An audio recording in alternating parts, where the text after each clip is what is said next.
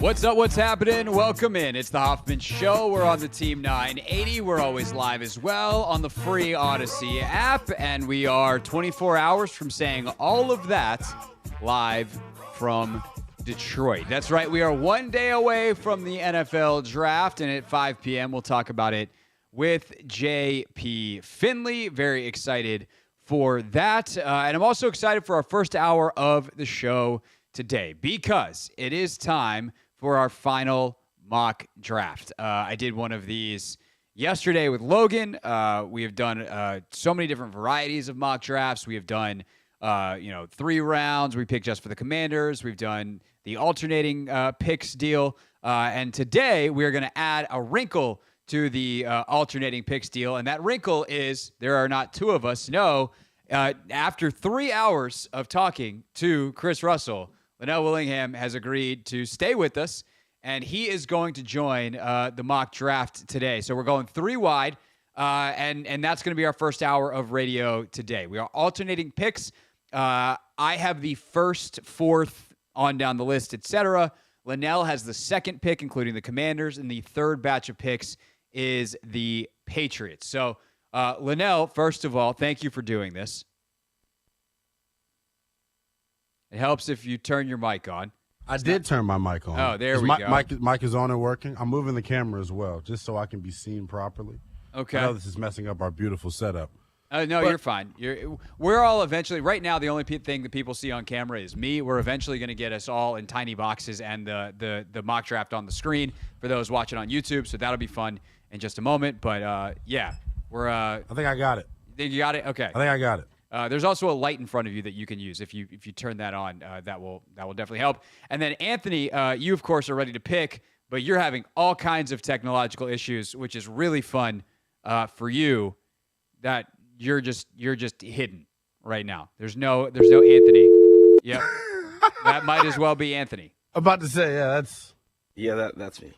Okay, so eventually Anthony. My headset's doing weird things too, so like I hear you and I don't hear you, but I'm okay. Okay. Because we have a bombshell coming. Oh, we have a bombshell coming. We may have a bombshell coming with this pick. Well, don't mess up the entire draft. That's all I'm going to say. I promise. That's all I'm going to say. Because I know how that could go. Anthony is in. Anthony has got himself in the war room. So thus, ta-da, on the screen. If you want to watch live, youtube.com/@theteam980. Gents, everybody pretty clear on what we're doing here. Yeah, we're mocking and we're drafting. Let's get it, baby. Last thing I'll say, trades are live. So be aware of who the other teams that you have are if you want to trade up. So that is probably worth noting. I know I actually need to look ahead and make sure I have all my teams straight. You want to talk to me? Potentially. If you trade, you can trade with yourself, obviously, but you have to act in the best interest of the team that's on the clock. So you can't, because you want to give some team later a pick, just give a sweetheart deal. All picks have to be approved by the commissioner, who is self-appointed as me because my name's on the show. All right. With that, off we go. Yep.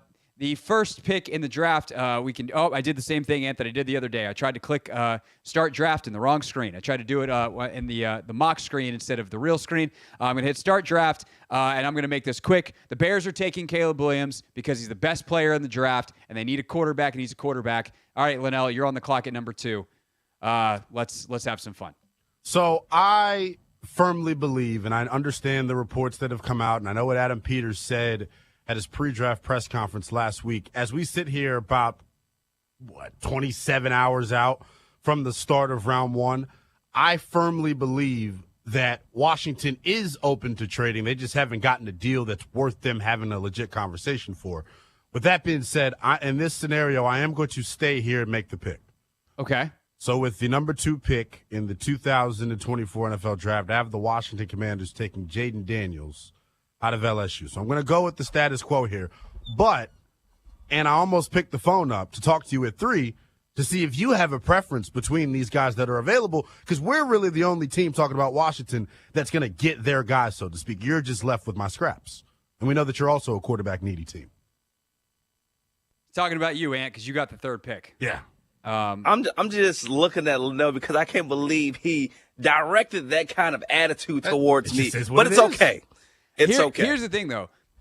I don't know that. I mean, maybe New England does love Daniels, but like, are they in a position to trade? I mean, I think that they don't have a bunch of extra picks. Yeah. Right. Nope. So if I'm them and they've got, it's the same conversation, but worse of Washington. The reason Washington would trade back is because they need more dudes. They need more picks.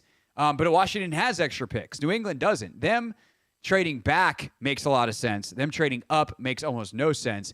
And it really does come down to, does Denver or Minnesota or Las Vegas do something absolutely bananas, which I don't think any of them are to the level. Like, if Minnesota wants to offer 3 firsts and JJ, I'm open for business if I'm Adam Peters.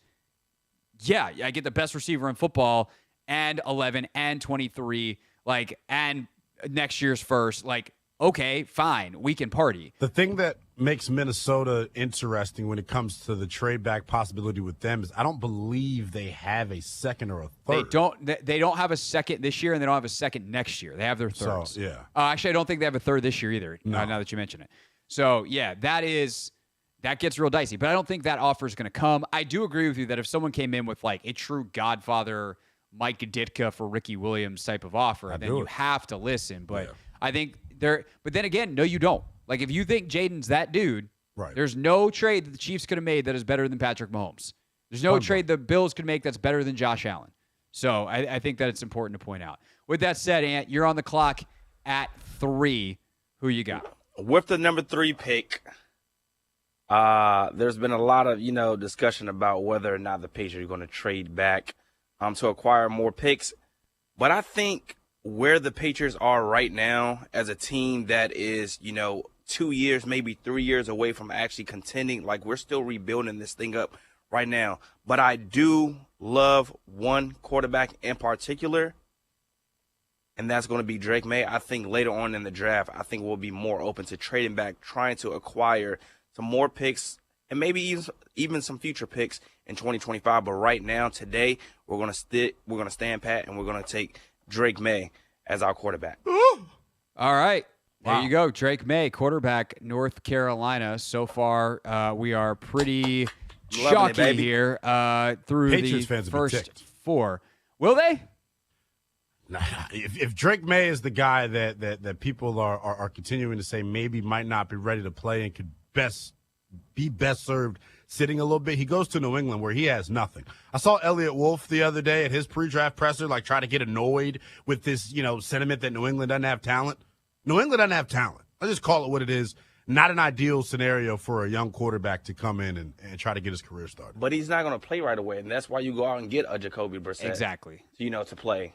Be that gap, that bridge quarterback. Yeah, so which is why I said, Patriots fans, be prepared to be angry. Your franchise is going to stink. Yeah, but they're years away. So guess what? If National Football League, if his potential, if his ceiling is that of a Josh Allen, where he has to take a couple of years, I'm willing to make that He's sacrifice. also Gerard better Mayo- than people think he is. Will Like, Gerard Mayo and this staff live to see him reach his potential? That's You the gotta last be coach- patient. The last coach was there for 25 years, and I realized who he was. But, like, I do think that Gerard Mayo is their hand-picked guy. If you read the reporting from ESPN and others on how that was all done, almost behind Belichick's back with Kraft, like, yeah, Gerard Mayo is their guy. I think Elliott Wolf, maybe that's a different situation, but we've also heard that Jonathan Kraft is very involved in the draft room here. So I think that's all. Is that good or bad? It could be good because, like, if they get a good trade and Elliott Wolf is like, I don't want to do it, I want to take this guy, then Kraft can be like, no, what's better long-term for the franchise? And that's where an ownership is good. And, it depends on how good you actually are at it. But an owner being involved in that way is the one way an owner should be involved. All right, number 4 here for the Arizona Cardinals. I am going to stick and pick, barring anybody making some calls here. But I'm good sticking and picking probably almost no matter what. Yeah. I did the trade back thing as Arizona last year. I need players, and I'm going to take Marvin Harrison Jr., the cleanest prospect in this draft, a guy that I've heard compared to Larry Fitzgerald, and that is what I am selling to my fan base there in Arizona. I like the pick. I think they're a team that, in terms of future draft capital and then them already having quarterback figured out with Kyler Murray, they're going to make the NFC West very interesting very soon because I think they're slowly starting to put together some really nice building blocks to compete long term. Yeah, no, definitely. I think Gannon is a really good coach who proved it last year. Like they are the model for Washington in so many ways because they were a pain in the butt to play last year. Yes. And we'll see if Washington can be that this year or even better. Obviously, if you can be Houston and you nailed 2 in a way that no one's ever nailed 2 before, even better. But that's definitely fun. All right. Chargers on the clock at 5. It's about to get prime trade back candidate. But let's go ahead. Anybody want to make a call? So I think the Minnesota Vikings are starting to get nervous here. Drake May has now come off the board. Jaden Daniels has now come off the board. Because I have them moving up for a quarterback if they move up, based off of who would be left to move up for, it would be J.J. McCarthy. I think Minnesota is a perfect place for J.J. McCarthy based on the weapons that he has and not the immediate pressure to play right away because I think they want to get a look at Sam Darnold. I am the Minnesota Vikings. I am going to give 11 to the Chargers, and I am going to give 23 to the Chargers in exchange for the number 5 overall pick. So the Vikings are now picking at 5. Do we agree that trade is realistic? I think you need to put something else in there. This is where you're only going up gets 6 hard. spots. This is where it gets hard for Minnesota because they don't have some of the future assets to trade. Now, we can throw like 129 in there. It doesn't have to be like it's got to be, if I'm the Chargers, I'm like trying to get a third. Here would be my thing for Minnesota, though. Do you think you're jumping up ahead of the Giants? Yes. So you think the Giants are going quarterback? I do think the Giants are going quarterback. I don't know the Giants are going quarterback. I don't think it would be smart for the Giants to go quarterback, but everything that you continue to hear is that the Giants are going quarterback. I had Jason Lock-and-4 on Monday night, and he was adamant that everyone that he talked to feels like the Giants are taking their quarterback. For this reason, their seats are starting to get warm in New York. They had the weird scenario where they made the playoffs in year 1, and they've now created a set of expectations. Which is exactly why I wouldn't take a quarterback. If you are Joe Shane and Brian Dable, if you feel like you're going to go down with your guy, not a quarterback that you inherited. And there's all sorts of, minutia to sift through as to whether or not the extension was a Mara decision or whether or not Shane and Dable were on board for it. So I think they are going to go quarterback based off of them not really wanting Daniel Jones. And can you blame them? I mean, I could also make the counter argument, and I don't know how much I believe it, but that 2 years ago they made the playoffs with Daniel Jones, and if you give him Malik Neighbors, like I get to find out if Daniel Jones is good or not. And if he's not, if it's clear after the year that he's not good, then I get to move on, and it's cheaper because like even if they take a quarterback, Jones is probably starting the year anyway. So I want the 4th best quarterback. I don't know, but it becomes interesting because he's got an injury. I believe with his contract, there's injury guarantee in there. So if maybe you don't play him if you're the Giants, maybe they feel like they don't want to see him play because they don't want to pay past when the guaranteed money dries up on his contract. Maybe. All right. So we're gonna go for it though. See, this is my hatred for PFF's trade. They do not. I don't know what draft chart they have programmed in here, but it ain't real.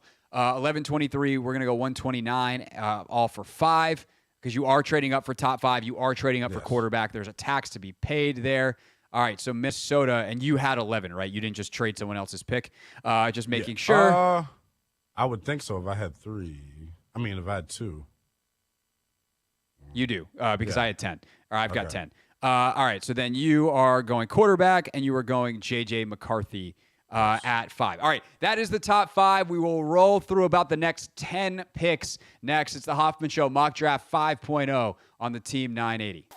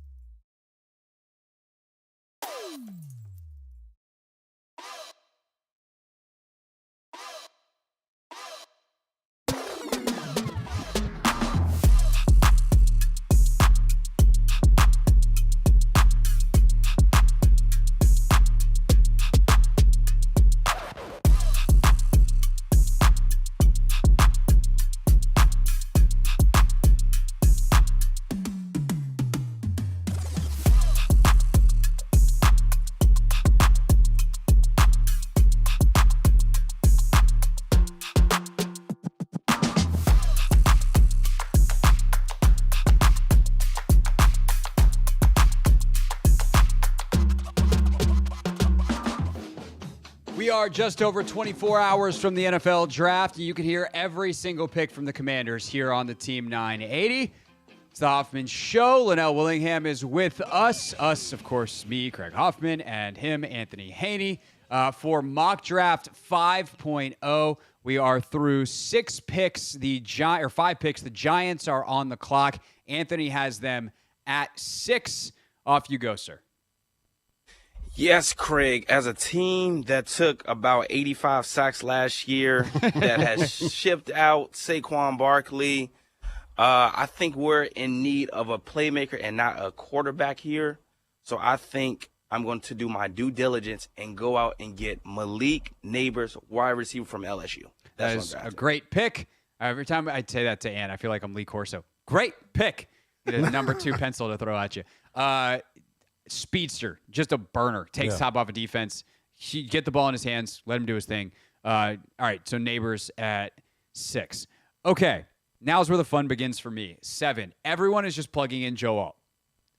I don't know that that's actually what they're going to do here. And there's 2 options. I will say if anybody's wants to trade up, I'm open for business here.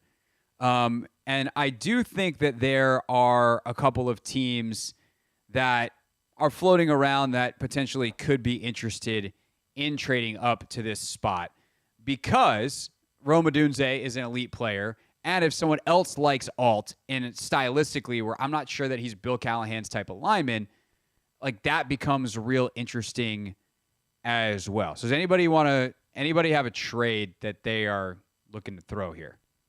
Probably trading up for a Odunze or Alt. I'm good on it. For my picks, so it'd be Atlanta. I think maybe the Jets could be a team that could potentially trade up. But I don't have anything for you. That's the team that I'm thinking about, and I control the Jets as well. I mean, a team like Cincy is super interesting. You know what? I'm going to go way off the board. Not way off the board, but I'm going to go way down the board. We're going to get crazy here. Where are they? I also control this team. Buffalo Bills are at 28. Oh, my goodness. Wow. They're going to give up a haul to get from 28 to 6? To 6? To 7? To 7, yeah, that's a haul. The trade, I actually don't think it's that complicated.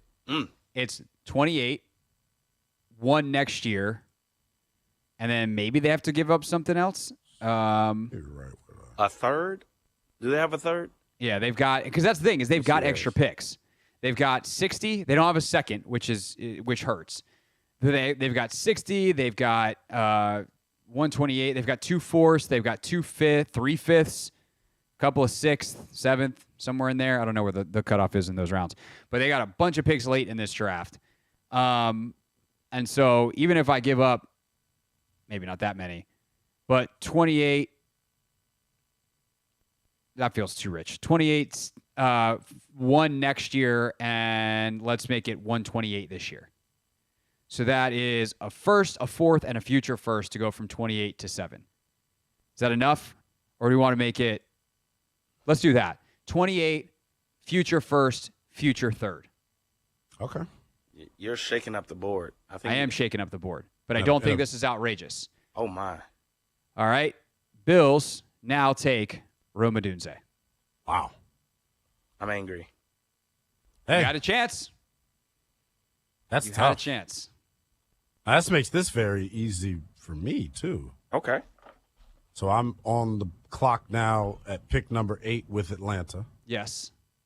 And if I am the Atlanta Falcons, there's a couple of different ways I think Atlanta could go. I think they may go corner. I think they could go defensive tackle. I think they could go edge rusher. I also think there's a possibility that they go out and try to add another offensive lineman or another weapon for prime trade back territory. If there's anybody. Yeah, I think if you're Atlanta here, you got to think about what matters to you. You just acquired Kirk Cousins. You have Drake London that you just drafted. Darnell Mooney is now a part of your team. I think if I'm Atlanta, I'm going to solve the edge rusher problem here. And I think I go Chop Robinson here at 8. Oh, wow. Oh, my God. Talk about an overdraft. What a terrible pick. The mock draft pundits are going to crush me for it, but I look at moldable piece of clay. The guy that's got the best long-term upside in terms of Does his he though? Raz, his athletic ability, and I like him. He's a personal guy that I kind of know a little bit. So Okay. so that colored maybe colored my pick, but I do think he's going to be the best dude who had edge rusher. 6 sacks in college, you just made the number 8 overall pick. All right, Ant, you're up at 9. Is this the equivalent of Ron Rivera drafting Jamin Davis? Maybe. No. Okay, I was just curious. This seems like an easy pick for you. Yeah, easy for me. I'm going with Dallas Turner, the edge. No, Ant. No. For the Bears? Joe Alt. Joe Alt's sitting right there in front of you, but the pick's been made. All right, the fine. pick has been made. Wow, I The New feel York so- Jets got to be smiling ear to ear because if Joe Alt's on the they're board for the getting Jets, Joe Alt. they're taking him 100%. You're going Dallas Turner? I'm going to go. I think Craig is talking me into it. I'm not going to lie. Don't let him talk you into anything. I want to hit draft and be done with this so bad. I'm drafting Joe Alt. I'm drafting Joe Alt. Oh. It's like when the rumor comes up and Schefter goes, I'm hearing from my sources that there could be a trade. Let me offer you something then. If you are that close on that, the Bears do need extra draft capital. What if I give you 203? So it's a sixth to go up one spot. No. What if I make it 185? No. Who's on the board influences the chart at this point. What about 134? That's my final offer. 10 and 134 for 9. No, thank you, sir. Well, that I may do. 10 and 134? Fine. All right, so you take Joe Alt. The Bears will be taking Joe Alt, Thanks guys. for ruining my fun. So you have your now bookend tackles to go with your quarterback in Chicago because they got Darnell Wright last year. All right, Jets, we've talked about them quite a bit because they're such a critical pick here. Do they go one of the tackles or do they go Brock Bowers? I'm going to go Bowers here. I'm going to give the weapon to Aaron Rodgers that he wants and avoid him being a terrorist in my organization this year. Yeah. Well, I think this Chargers on the clock. Makes it. Can you go to the wide receivers that are available, please? Because that's where the Chargers are going to go here. This is what you call ooh. Okay, so I'm not going to go receiver here then. Who did you think was available? I missed the Roma Dunze pick. I guess he went. Remember, I traded up for him. He traded up for a Dunze. Now, if this is the way the receiver board shakes out and the way everything shakes out, I think at that point, if you're the Chargers here, man. Do you trade back again? I mean, if someone wants to, you want to actually? Are you interested in a trade? Let's party. Actually, no, I don't want to trade. I know what team I want to trade with, and I'm not the guy that I want. Actually, you want to know what? I'm willing to make a trade. All right, what you got, Ant? I'm willing to trade up to the number 11 pick, the Colts. Okay. Ooh. From 15 to 11. Okay. And I'm willing to give up. Let me go look at what I have to offer. You got 46, 82, 117, 151, 191, 234. I need 46 and 117 if you're trading up with me. I'll give you 15. Whoa. I need the pick swap. I'll give you 15. Yeah. Which you have to give me. And I'll give you 82. No, I'm staying put. You don't like it? I'm staying put. That's the right trade, Ant. I'm playing hardball 15 with and you. an 82. I'm playing hardball. I want 46. Well, I'm not budging. If you want 46, then I mean you can counter. You can do like 15 and 46 for 11 and 69. Oh, because they did acquire that. That would be, if that's the more reasonable trade, then that's where I would go. I don't think you have to give back anything. I think who's on the board right now, you're clearly itching for somebody right now to come up and get him. And your guy may be sliding to you because apparently he's got medicals. I know you want a receiver, I feel like. I don't want a receiver. Okay, well. Hey, look, I'm not going to show you my card. I'm not going to show you that's my fine. hand. I'm actually 1582. Let's make it happen. I'm going to go. Are you drafting? You're not in love with the guy, let's make the trade. You know what? 1582. Let's get it. If I'm. You're taking too much time. All right, we're going to take a break. Lynnell's going to have to think about it. We tried to get through 10 picks, and we got through 4. All right, Mock Draft 5.0 continues next on the Team 980.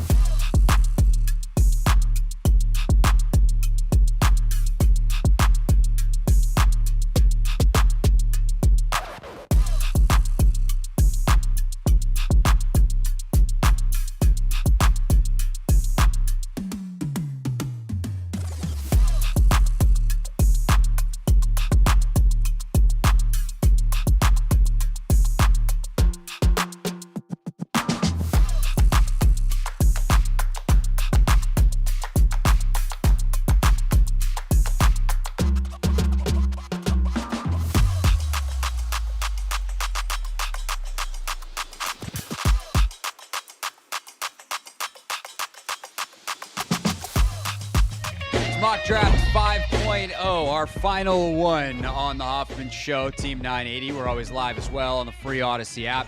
Quick recap, and then we need to pick up the pace on the picks a little bit as well. We're going to implement a 90-second clock on the picks because, no, seriously, we need to go faster on the picks. But the quick recap, number 1, Caleb Williams. 2, Jaden Daniels. 3, Drake May. 4, Marvin Harrison Jr.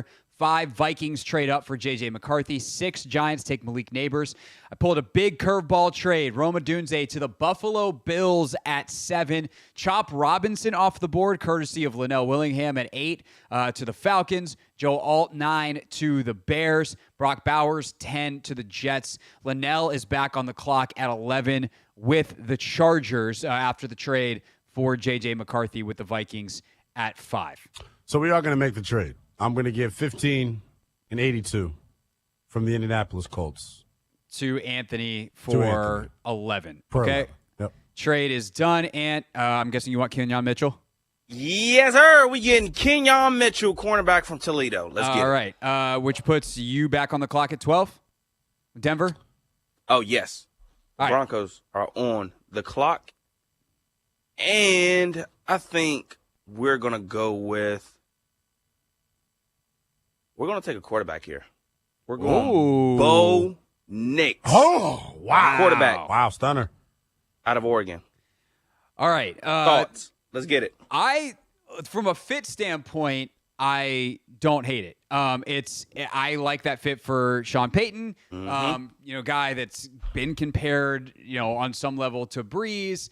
Stylistically, obviously, he improved a lot, showed he could take coaching, all that kind of stuff. There's definitely a lot of concerns with Nix. I think that is way rich to take him. But Denver's in a really tough spot because they don't have a second rounder. So for them, if they really like Nix, unless they can trade back and get him a little bit later, they kind of got to go there. I would have traded back if I was Denver. I think. But you got to have a willing participant, and that's the hard part. Yeah, that's true. I mean, the board's shaking out very interesting right now. It is very, very interesting. Wait, because I control Washington, can I trade back up into round 1? Yeah. Because that's what I'm getting ready to do here. That's what I would want to do. You want to do it at 13? You're giving me a call for Vegas? No. Okay. Just wondering. I'm going to pipe down. I'm going to slow down. But once you get to 14, that's when. That's your pick. If somebody, if a certain Gonzaga player is there at 14, I would 100% move up for Fashanu if I was Washington. Do I? No, I'm not going to ruin your fun because it's tempting to just take him there. But I think Vegas needs tackle. They need guard. Obviously, Penix is an option here. I think they, unlike Denver, they have more mobility to get back into the back end of the first round for Penix later. So this is not me saying I don't like Penix to Vegas. It's me saying I think they can do that later. When I think of like Las Vegas toughness, AP, what he wants to build there, give me Talisi Fuaga, the tackle out of Oregon State, who might wind up being a guard, but they need both.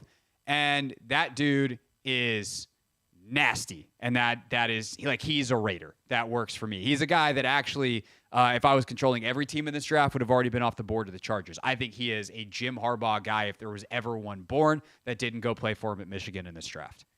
All right, 14. So now I'm on the clock at 14. If I'm the Saints, can we go to the best available tackles for New Orleans? Sure. I'm gonna go Olu Fashanu here for New Orleans. For New Orleans. Okay, so you've rebuffed Washington's trade calls. I've ignored it because I realized New Orleans can't leave this first round without a tackle. That is also the correct answer. I was going to throw a fit if you did that, / I might have not allowed it. All right, now the Chargers, Lynnell, this is back to you for the Chargers at 15. They're pretty ticked that Fuaga came off the board, but they don't need to be because Troy Fontenot's there. Okay. Fatanu. Not Fontenot. Fatanu. Troy Fatanu, so I would the take offensive him lineman out of Washington, super versatile, multiple position versatility. Could wind up being a tackle, could wind up being a center. Who knows? All right, I'm on the board for the Seahawks at 16. And have we gone? No, Kenyon Mitchell went. But other than that, I have my choice of defensive players. So I'm pretty psyched about that. Yep. I also have my choice of offensive lineman. And because of that, I'm actually going to make a trade here. I am going to be the Green Bay Packers, which I also control. Now, I will act in the bench's best interest of the Seahawks in case anybody wants to come up. I'm open to other offers, but I'm going to offer 25 for 16, and then to build off of that, I think 88 gets it done. 25 and 88. Going up 9 spots. Because the thing is, Green Bay has a ton of extra. Screw it. I don't care. We're not going to deal with these picks anyway. I'll go 25 and 58. See, the thing about Green Bay is, and this is why doing these mock drafts is such a great thought exercise. We did a mock draft whatever day it was for Take Command, and we got on the board with Green Bay, and Logan and I stared at each other and went, I don't like anybody for them here. They have a bunch of extra seconds and thirds from previous trades. So they have the mobility to get up. So I'm going to be Green Bay here, and I'm going up unless I can get a better offer from someone. But the thing is, like, Green Bay's probably going to be able to beat it. And whether it's 25 and 58, 25 and 88 and 126, whatever the combination of picks is, Seattle needs extra picks. I've got extra picks. Let's party. Anybody making anything, any other counter offers? Okay. I got nothing for you. Offer trade. I'm now the Packers on the board, and I am taking Graham Barton, lineman out of Duke, who is just super versatile. I don't know where he lands with them, but the answer is potentially somewhere. And that was for Seattle at 16? That was for Green Bay at 16, Seattle trading back, yes. So now Jacksonville Jaguars on the clock at 17. Craig. Hold on. So I have you have Jacksonville 17. at 17. Correct. I think this is one of those spots where I see a trade happening potentially because I think Philadelphia at this spot tries to come up for a defensive back. Okay. I don't know. I'm sitting here trying to do the quick mental gymnastics of who owns I've the got Philadelphia pick. Philly's my team, and I'm probably content trying to wait that out. So you want to stay there? Okay. Yeah. I mean, I do have some extra picks, but I think that the guys that I want are like there's enough of them available that I'm cool waiting. So can we go to best available offensive lineman for the Jacksonville Jaguars? Yes, I can take tackle. Oh, sorry. Put that on. Put got that JC. on. Take that off. Yeah, J.C. Latham, Amarius Mims, Jackson Powers Johnson. Then you kind of get into that next wave of Jordan Morgan, Tyler Guyton, etc. Mm-hmm. I am going to go J.C. Latham here. I think that's a very good pick. A guy that's probably going to wind up playing guard, even if he's listed as a tackle right now. All right, Ant, you've got the Bengals at 18. I think I know why you're excited, but go ahead and tell the people. We're going out and getting Leatu Latu here at this pick. Nice, versatile edge defender out of UCLA. Oh, okay.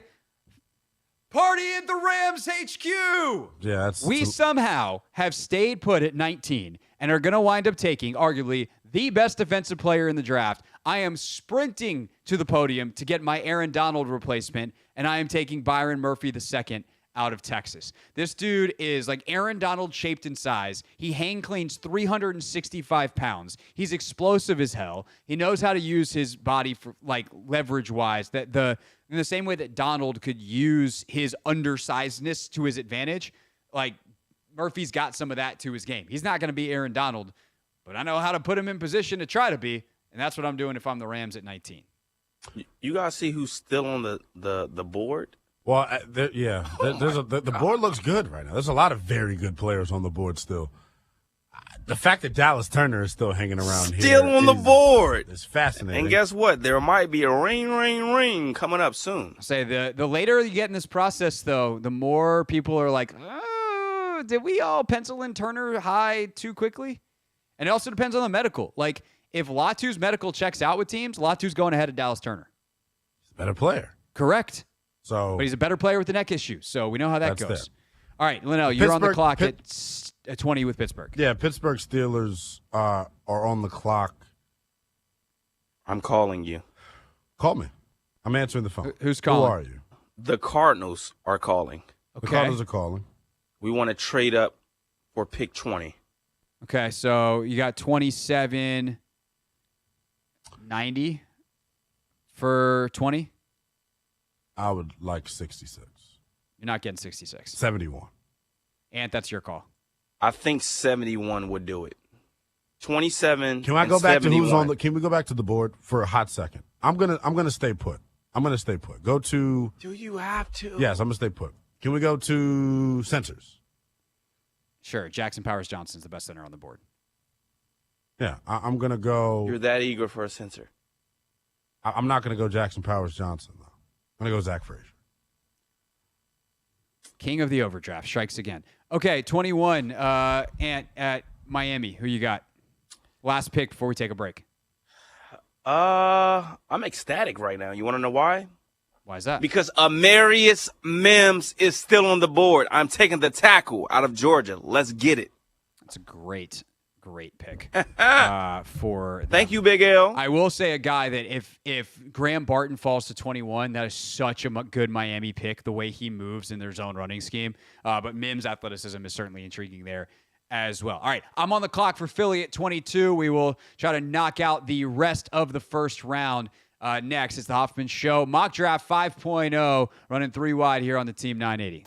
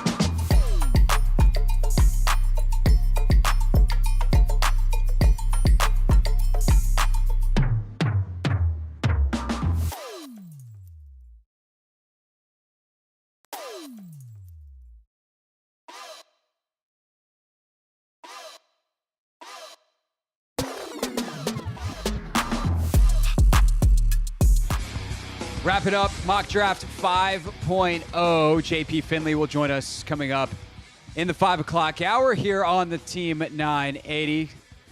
Mock Draft 5.0, just ahead of Real Draft 1.0. There's only one of them tomorrow here on the Team 980. I am on the clock. Then we got Lynnell with the Chargers and then Ant with the Cowboys coming up next. But I'm on the clock with Philadelphia at 22. We did talk about a trade with Arizona and Philly, but ultimately decided it was too complicated to work out. And I'm just going to stay put as Philly, and I'm going to draft Cooper DeJean.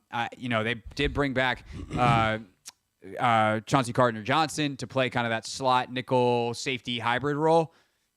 Let Cooper DeJean learn from him and take his job in a year, and maybe even by the end of camp. Like, that dude is such a great athlete. Let him go be a football player, and I think that Cooper DeJean is there's a reason that everyone is mocking him at this point to the Eagles. 23, Chargers. 23 on the clock for the Chargers. Can we go? And just as a reminder, earlier in the draft, they took Troy Fautanu after a couple trades to 15. We go Brian Thomas Jr. here. Okay, I think it's a very solid use of that pick. Wow, where is he? Did I already pass him? I don't know. I'll find him in a second. There is a late medical thing popping up with him, which might cause him to slide, but we'll see. Certainly worth the risk, it feels like, at 23 for the Chargers. All right, Cowboys on the clock at 24, Ant. Cowboys. The fact Dallas Turner is still here makes me want to go there. It certainly would be I'm torn between him and Tyler Guyton, but I think I'm going to do it. Dallas Turner, edge defender out of Alabama to the Dallas Cowboys. I think based off tiers, that's the right pick. I think people are going to have him higher than a guy like Guyton, even if positionally makes a lot of sense. All right, I'm on the clock for Seattle, who's now a little ticked because I would have done that. I actually almost forgot he was on the board for a second. I was going to be like, oh, what are the edges? Oh, God, Dallas Turner. Yeah. I'm still going to go edge here. I'm going to go Jared Verse out of Florida State for Seattle. Just a big physical dude. They need an edge. So I'm going to go that direction for the Seahawks after the trade earlier where I had Green Bay go up and take Graham Barton in Saddle's initial spot at 16. All right, Lynnell, 26, Tampa.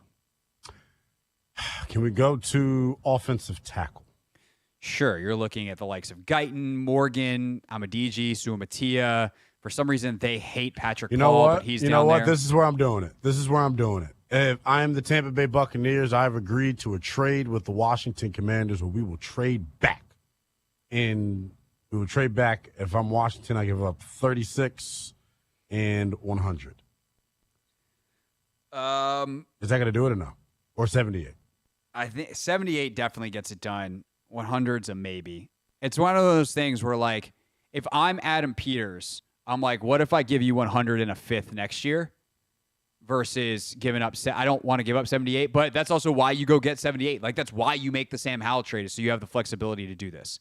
So you're going 36, 78 for 26. I'd also potentially be like, what if I gave you 40 and 78? And I would test my luck there. For the purposes of this exercise, we're going to go 36 and 78. 426. People with trade charts can get mad at us if we did that wrong. And I'm guessing you are going Tyler Guyton? No, I'm going Jordan Morgan. I would Okay. go Jordan Morgan. I will go Jordan Morgan there, and that's who we would have. Okay. I don't hate that. Morgan's so intriguing. Like, he's got a really athletic background, then got hurt, and last year played a little stiff. And you're like, well, is he just coming off an injury? What's he going to be? All right, Arizona at 27. Ant, you have been trying to get out of this pick. You're stuck in it. Who you taking? Yeah, I really wanted to trade up, to be honest, because Dallas Turner was on the board. There were some Jared Verse was still on the board. But since they're long gone, I think we're going to continue the run on defensive ends, and we're going to take Darius Robinson. Ooh. And that's where we go. Darius Robinson. I know I have to search for because PFF has him way down on the board. All right, now at 28 with Tennessee, I'm in an interesting spot. Actually, oh my God, what a genius I am. Yeah. Well, what were you gonna say? I have to make sure I own the pick, but I have a team that I think would like to trade up. Okay, you're gonna have to I like someone, so tell me Go ahead. what you want. Tell me what you want, though. Who are you? I am the New Orleans Saints in round number 2. New Orleans Saints. Where are they? I feel like I just passed them. Pick 45. You don't have anything that interests me. You're covered. Like, this is the problem with being the Saints the last couple of years. 150 is the best. I mean, you want to give me your 1 next year or your 2 next year. Just stay pat. Then maybe I'm stick and pick. All right. I have the best offensive line coach arguably in football, and I have the maybe the rawest ball of clay outside of Marius Mims in this draft. Give me Tyler Guyton for Bill Callahan to play with at 20. They end up with I happen to think that they're going to take a leap forward next year. I think the Callahan-Levis conversation is going to be interesting, and they've got receivers. Should be interesting. Yeah, they still could take a receiver in this draft. Like, if they stay at 7, don't be surprised if they take Rome Odunze. Yeah. But I traded out of that with Buffalo, and it wound up working out great for both teams. 29, Detroit's on the clock. The Detroit Lions on the clock at pick number 29. Can we go to best available players here? This is the best available players. Now, it's according to PFF, so there might be some guys that aren't here that you well, go up. I'm going to go back to the top. I'm going to probably go Terrion Arnold here. Yeah, I feel like that's a steal at this point in the draft. For a position of need, to get a guy who some people have as their top corner in the draft.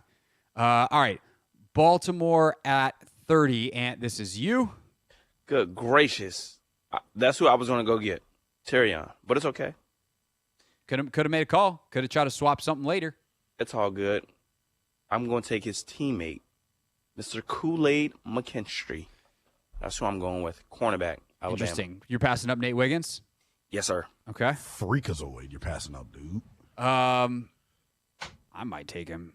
Let's see. Tackle. Yeah, maybe Suamatia is interesting. JPJ, maybe and stick him.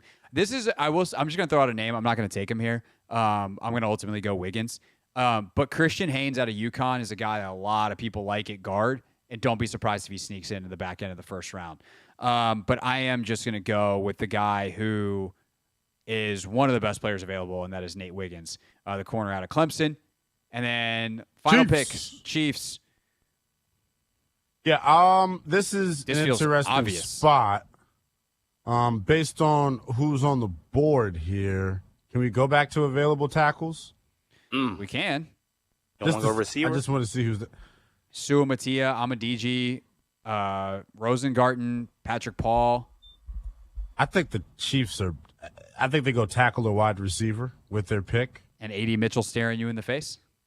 You know, some teams have him off the board completely. Their first round? Huh?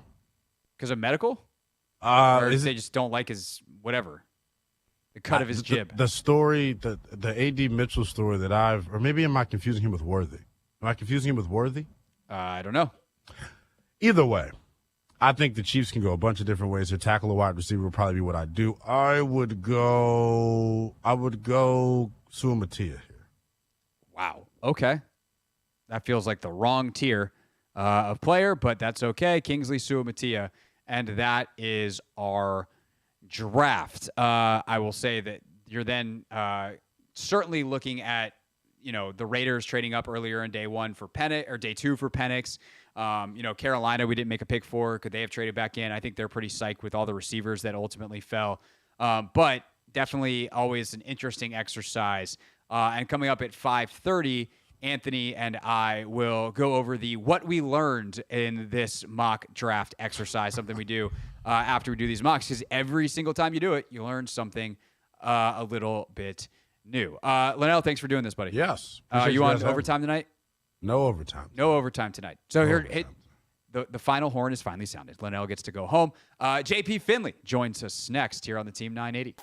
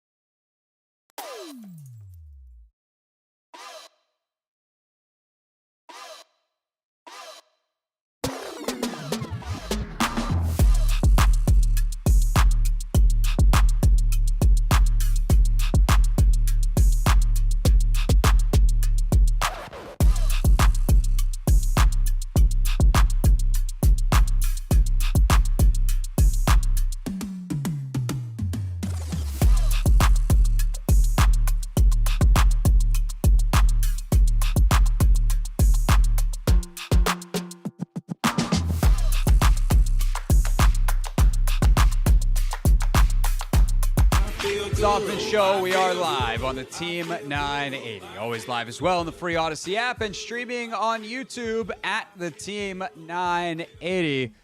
Tomorrow, NFL Draft live here on the Team 980. I also have some stuff digitally throughout the day from Detroit, including a live stream. I'll be a guest on the Big Doug Show, Doug and Carmi. So pretty excited to join those guys at noon. Got some other stuff going on throughout the day in Detroit as well. So make sure you subscribe or follow the Team 980 on Instagram at Team 980 or me at Craig_Hoffman for some of the behind the scenes of what's going down as we get ready for the show in Detroit. And then tomorrow night, we are scheduled to talk to whoever the number 2 pick is, presuming that it is Jaden Daniels especially. But if they pull a surprise and it's Drake May, both guys will be in attendance in Detroit, and I should have a chance to talk to them before the night is through. You'll hear it on the Team 980 and see it on all of our YouTube pages. Right now, though, let's get set for that trip to Detroit. I got some questions for our guest on the actual trip itself, and then, of course, the substance of it as well. It's time for Not My Beat. Today's top story from the perspective of someone who's there. You are looking live. This just in, Not My Beat. JP Finlay, of course, you know where to find him. 106.7 The Fan, 10 a.m. to 2 p.m. daily with B. Mitch, who will be with me tomorrow. And for that, we get JP today, and of course, you can also catch him on NBC4. And JP, I'm gonna be selfish here first, if that's okay with you. I want to ask you about what it's like to cover a draft in person, because I've spent so many drafts over the years on the beat in Ashburn, covering the press conferences, and we're all sitting there, you know, waiting for the picks to come in and all that kind of stuff, which is fun when you get tipped off and you know the pick and you're frantically typing, knowing that everyone in the room is watching you or is about to see your tweet. That's a good time. But what's it like to actually be at the draft, like I will be, and obviously B. Mitch will be this year? It's cool, man. It's fun. You know, the draft has become this like crazy event where it's packed and it's. You know, I haven't been to one since COVID, so I can only imagine how much bigger they've gotten.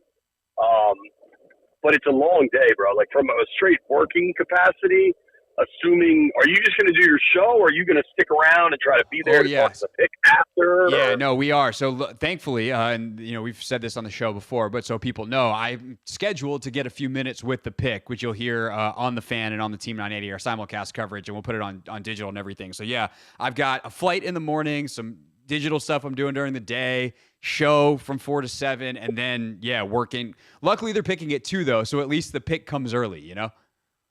Yeah, for sure. And well, if you are already scheduled to get them, that makes a big difference. You'll be. It's shocking how much media is required of these kids once they're picked. So it's like they have generally like 2 TV broadcasts, or maybe they like simulcast the television broadcast now between ESPN and NFL. And then now the last one I've worked was John Allen, so that was probably. You know, there's probably been some consolidation in media since then, but there were like 4 radio hits, and everything just takes time. And eventually, you recognize all these dudes want to do is get to their draft party, which they, you know what I mean, is waiting for them. Right. But it is really cool to experience somebody's, you know, dream coming true and becoming a pro ball player. Like there's nothing like that energy, and I think you'll enjoy it, man. I think it'll be really cool. Yeah, no, I'm excited. It's going to be a lot of fun. Of course, we're live there. You've got B. Mitch there tomorrow. So full coverage all day long on 106.7 The Fan and the Team 980. And every single pick for the Commanders of the 2024 NFL Draft is on the team 980. So then we get to the pick itself.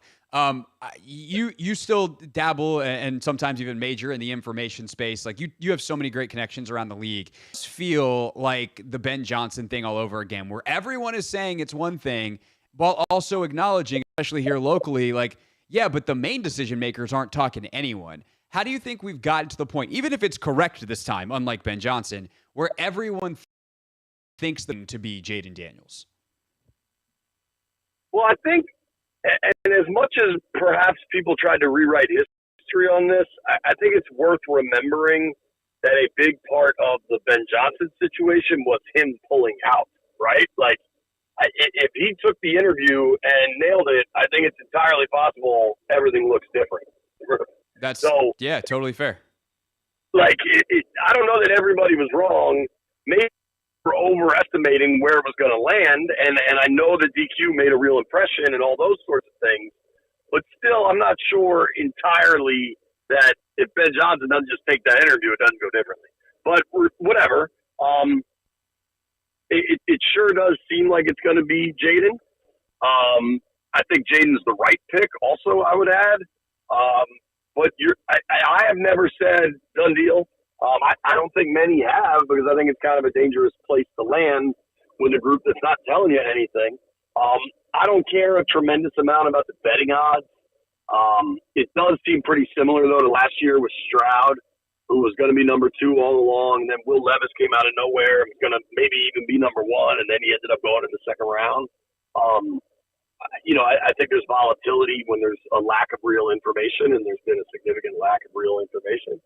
But I think it's going to be Jaden, but you do have to allow that maybe these guys are intentionally leading everybody away or allowing people to lead themselves away from the real answer. We'll see. Yeah, that's the funny part about it, JP, is like sometimes it just becomes everyone confirming themselves and know it all started kind of from nothing, and it winds up whipping into this information vacuum tornado. And I do kind of wonder about that here. And there was a story recently, I won't,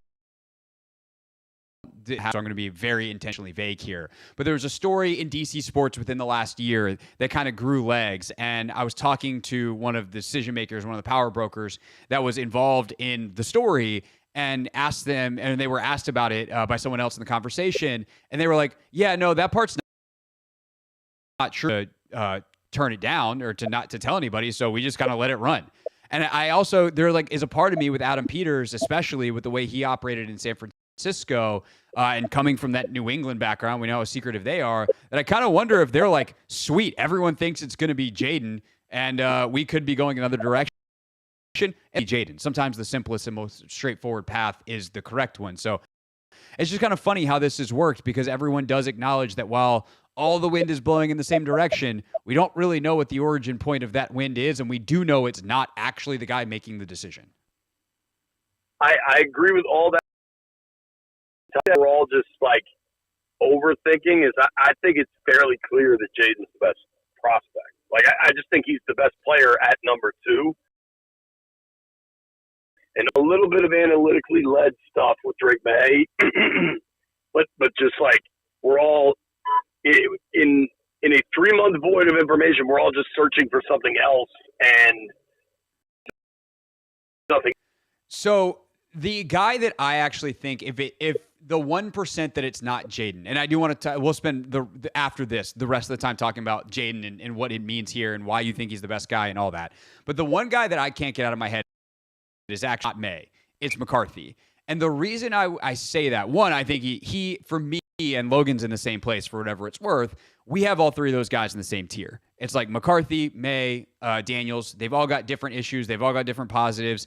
And we actually both have McCarthy as 2 slightly ahead of Daniels, with May coming in 3rd. But the reason specific to Washington that I think that's really interesting is Peters has talked and Quinn has talked a lot about like the character and being a dude, being a huge factor for them. And JJ fits that to a T. And by the way, he's really talented to make sure that the gap is not huge between or on the football side. Like if that happens, if that 1% happens, like does that at least make sense to you, or would you be like, I don't get what they're doing here? No, I like JJ. I kind of have JJ ahead of Drake, honestly. Yeah, same. I when we were in Indy, I almost think it might have been you and I talking about this. I remember having a conversation with somebody that was just like, man, more and more, doesn't it seem like McCarthy could be their kind of guy? If it's leadership and winning and the locker room, like that's all that dude does.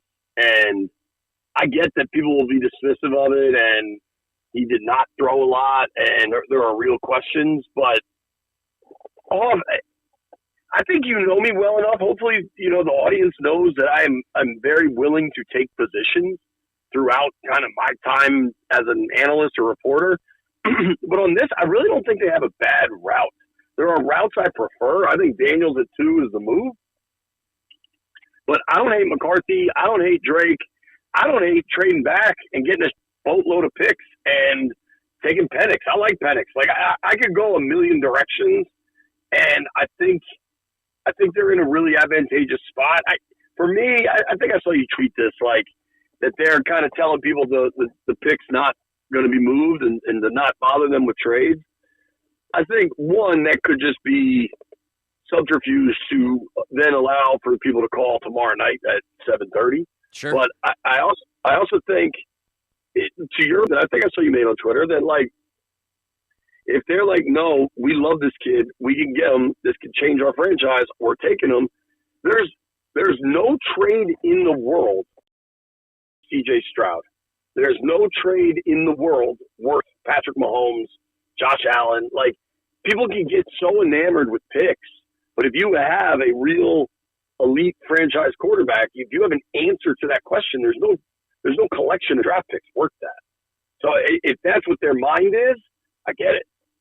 Yeah, no, I'm 100% with you. Like I am perfectly okay with them doing just about anything. And part of that too is I trust this group to make themselves correct. Like I actually trust the structure and the people in place to make themselves right, nevertheless get it right from a scouting perspective, which I think are two different things, but we don't talk about the make it right nearly enough until a guy fails, and we see like Zach Wilson now doesn't get it right either. There's some issues there, but like clearly the Jets didn't help him out a whole lot, which brings us to Jaden Daniels. Why is he the right fit for Washington in your mind? Why are you so concrete in your take that like, yeah, no, that's the right guy?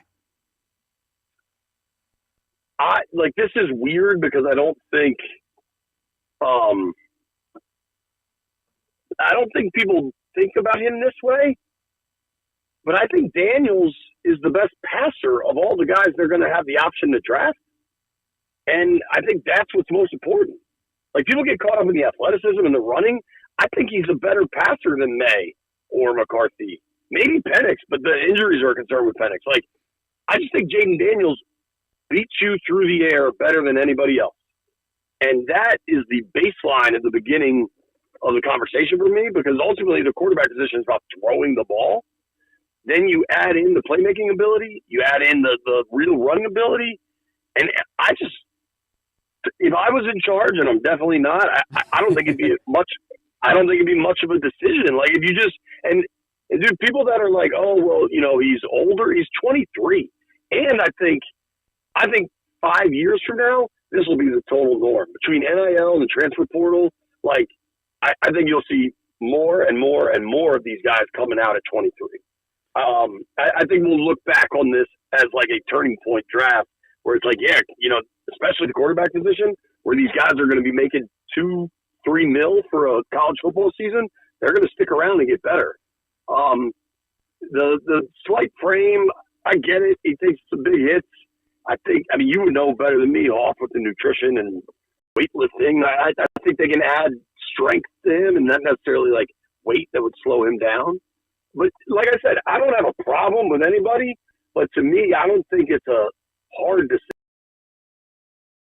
Jaden. No, the more I talk about him being the pick, the more excited I get, because I think you're dead on the passer stuff. Like he is fundamentally a guy that will sit back there, and he doesn't have necessarily, like the irony with the running is when he runs, it's like, okay, now it's home run threat. But he actually is not like people are going to freak out about what I'm about to say, but just like stay tuned here. Like May is a better scrambler, right? Like if you got a guy to run around and like in the same with Caleb's superpower, you run around and you got to make a left-handed Mahomesian whatever, like just make a play, then Drake May's your guy.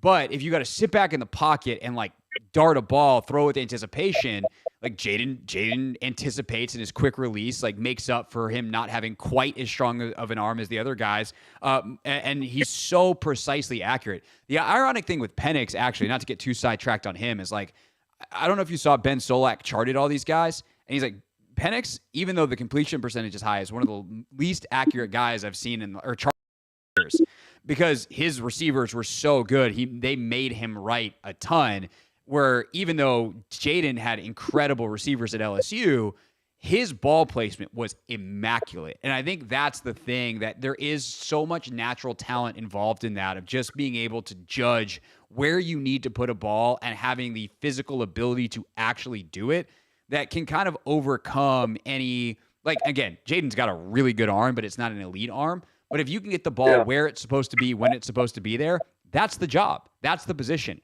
And he does that at such a high level that I agree with you that even though he is 23, and that actually does affect like the ability to put on weight and stuff, because he's kind of got more of his man body, but he's got 5-10 pounds to spare. They can definitely add to his frame. Is like he actually has more upside and more ceiling than I think a lot of people give him credit for, because he's so polished already, because he does the single thing that you like as well as anybody in this draft. Dude, I totally agree. And I hate the notion that like Daniels is the safe pick and Drake's the upside pick. I mean, Daniels has improved so much in 2 years at LSU, which was like a functioning football program compared to the snake pit that ASU sounded like. He can continue to improve one. I think his biggest hole right now is like off-schedule plays. Not when he's taking off and running, but like pocket. Like to your point, I think Drake is better if it's just a broken down pocket and you have to elongate a play and slide down the line of scrimmage. But I think a lot of that is because he processes so fast and he gets rid of the ball so fast that he's not in those situations nearly as often. Just to add to that real quickly, JP, like his option to run is a different option than anyone else. Like most quarterbacks, you were like, extend the play, make a big play. Him, it's like you got through your progression, you see a seam, don't hesitate, because that seam will disappear. And if you run through that seam, you are fast enough to get 20 yards or 80 yards, as he did against Alabama and Florida, which aren't exactly lacking for athletes. JP Finlay with us for another minute or two here on the Hoffman Show. The last part that I think is really interesting to discuss with you is something that Tirico told us when we had him on yesterday. And he talked about how he thinks Jaden can handle the position in Washington. And that's like, I think, an underrated part of the evaluation here specifically, because we have seen it eat up quarterbacks. Of the pressure of being the Washington quarterback is just different than it is being many other cities. You know, you have a couple like, ironically, Denver's actually a city that is like this with the way they treat their football team out there. But Washington just comes with a different level of scrutiny and pressure. And Tirico was like, in talking to Brian Kelly and also watching this dude succeed at LSU, which is a pretty intense pressure cooker by college standards, I think he can handle the job. What do you make of kind of Jaden handling the job in Washington, and what kind of traps may lay out there for him, considering ownership is very different than it has been under the previous 25 years of quarterbacks who have fallen into that trap? I think you've got, for the first time in a long time, organizational alignment to develop a kid and really protect and promote. And you've got owner, GM, head coach, presumably all on board. I think Cliff can really help Jaden from a play calling and offensive standpoint. And I think they've built a staff that can sustain. If it goes really well and Cliff gets a head coaching job, like I think they can sustain that. And the other thing is, if they had an offensive head coach and it went really well and the OC would get hired anyway, like I think they could sustain that too. If the quarterback's the right guy, they can handle whatever. Anyway, I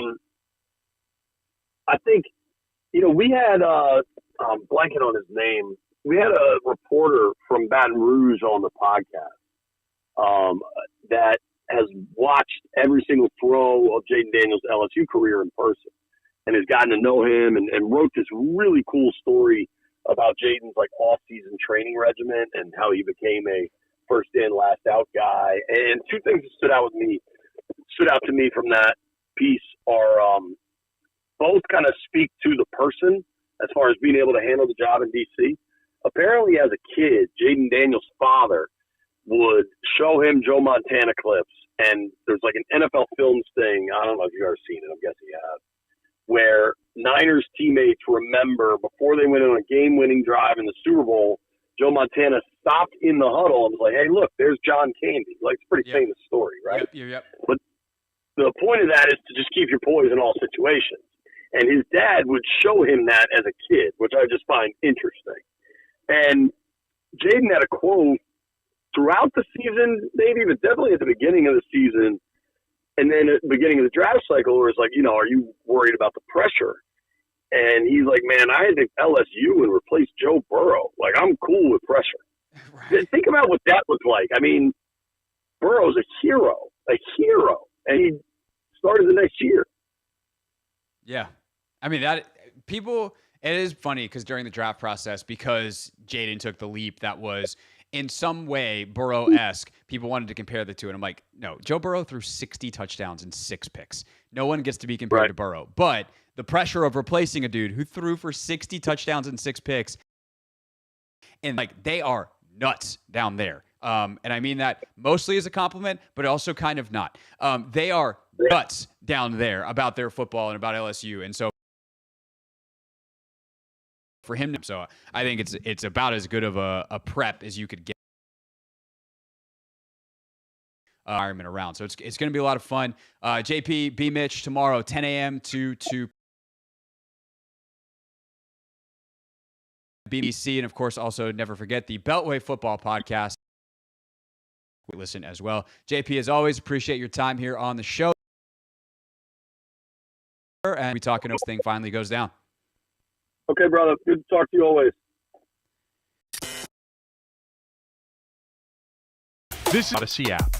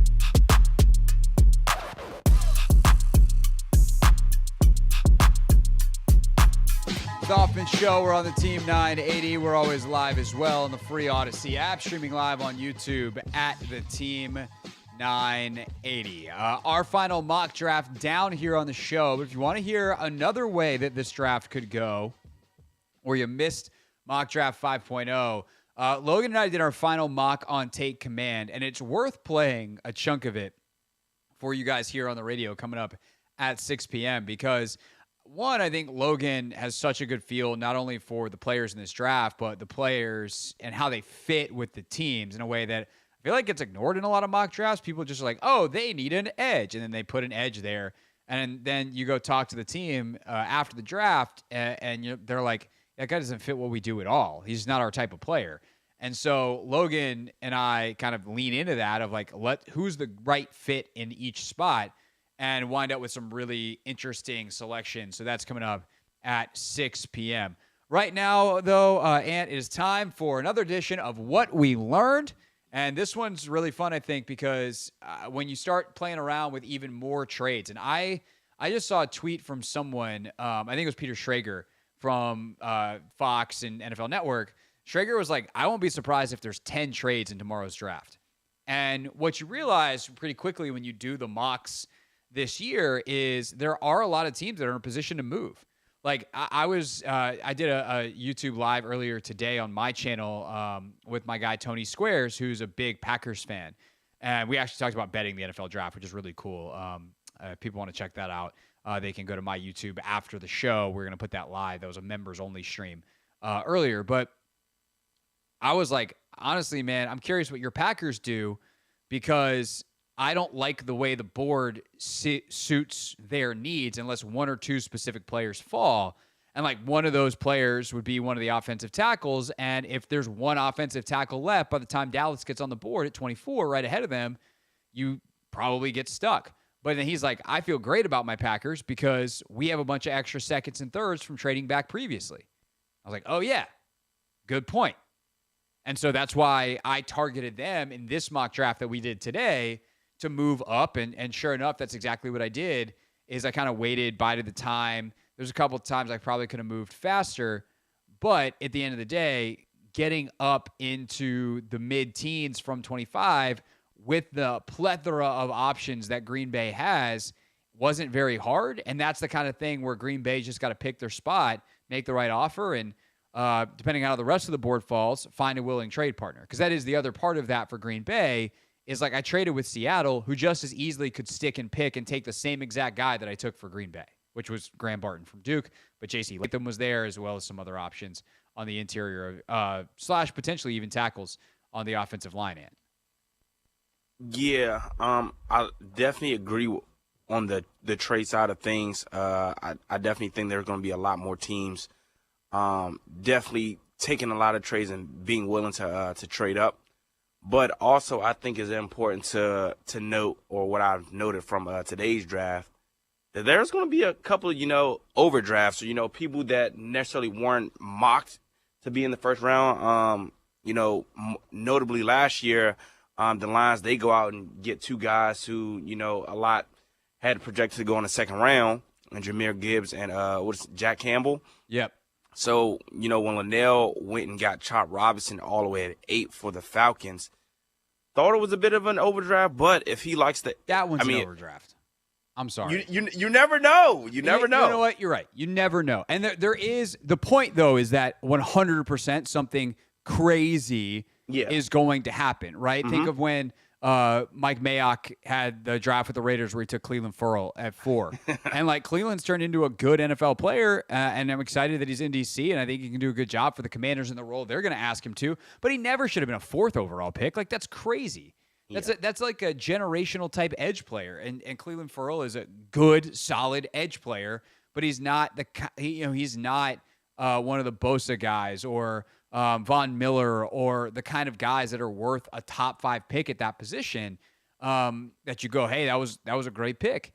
And so Chop Robinson has a chance with his physical traits, but dude had 6 sacks in college. But his physical traits are outrageous, and someone might be convinced that he's Micah Parsons and that they can be with the collective of coaches that DQ had in Dallas to turn Chop Robinson into the best defensive player in this draft. and they're probably going to be wrong. And that's not me being smug about it. It's just statistically speaking, good luck with that. But maybe they're right. Maybe Atlanta is like, hey, let's get him on this turf down here. And let's get him in warm weather because we play in the South. We got turf for us. We got turf in New Orleans. It's warm enough in Charlotte and in Tampa that we can get a guy who's enhancing his traits and be a damage doer. Then what happens, right? Because that throws things into chaos where you almost really fumbled the bag, not taking Joe Alt at 9 with Chicago because it didn't cross your mind that either he or Dallas Turner could be on the board, which is who you almost took. And Turner winds up falling all the way to where did he wind up? 24 to the Cowboys. Which just feels insane, but I don't think is out of the realm of possibility. Yeah, and in a situation like that, where, you have the Bills move all the way up, the last few mocks that we did, we didn't necessarily anticipate that. But it's going to be some teams that really take some huge gambles, and that's going to, mess up the board. So if that ends up, shifting the board one way, who's to say we can't trade up and go get, a Dallas Turner or, a Jared Verse if the Commanders want to go out and get one of these premier pass rushers. So yeah, I mean, if Dallas Turner's on the board at 23 ahead of Dallas, like that's a place where the Washington might call up. We had them trade back, or Lynnell had them trade at 26 to take a tackle in Jordan Morgan. I wouldn't do that. That's partially because I don't think there's that much of a gap between Morgan and some of the other guys that I could just stay put at 36 and get. Guyton is a guy that I would more consider that of, but like the way that was falling with Morgan and Guyton, like Guyton made it in the second round. Yep. Guyton didn't come off the board. I'd rather have Guyton at 36 than Morgan at 26. And if not him, then, Sua Mattia winds up going 32 to the Chiefs from Lynnell. But like, again, I think Patrick Paul is a safe bet to be there at 36, and I'd be fine with taking him at 36. So I think that's the fun part about this. And then, I do think the Rome Odunze, Malik Neighbors, Marvin Harrison thing is going to be the thing to watch because I just saw McShay tweeting that he's hearing that Odunze over Neighbors at 6 to New York is a possibility. Dude, if Neighbors falls to 7, the Titans would probably just take him because Neighbors is like Jamar Chase light, which Jamar Chase light could be a 1,200-yard receiver as a rookie. Because Chase went 1,500. But do you think that's a lot of capital at the receiver position for the Titans? You just paid Calvin, and then you're about to spend a draft pick on another receiver? Think about what Joe Burrow Callahan came from. Okay. Right? He was a part of the staff in Cincinnati that took Jamar Chase over Penei Sewell, which is kind of, Malik Neighbors over Joe Alt, and was like, yeah, we're going to party here. And they've went to a Super Bowl and have been, as long as Burrow's been healthy, have been contenders. And you want to find out if Will Levis is any good, give him that receiving core. You got one more year of Hopkins, and that's the thing that like why I'm willing to give up that draft capital for Buffalo to come up from 28 to 7 like we did here trading with Tennessee is because they just moved on from Stephon Diggs in part because he was not happy to be there and that was being made known. But also, they had to pay Josh Allen, which means you can't pay other people. And one of the best bargains you can get in the first round is a receiver. It's quarterback, edge, receiver, tackle.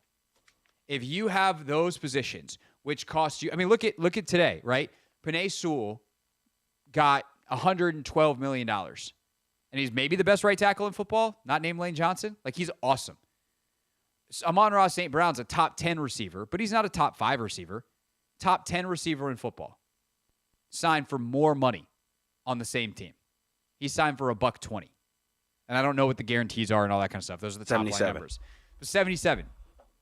So you're telling me Penei had 85 guaranteed. Okay, so Penei slightly more expensive overall, but they're close enough, right? Those are two massive numbers on the Lions cap.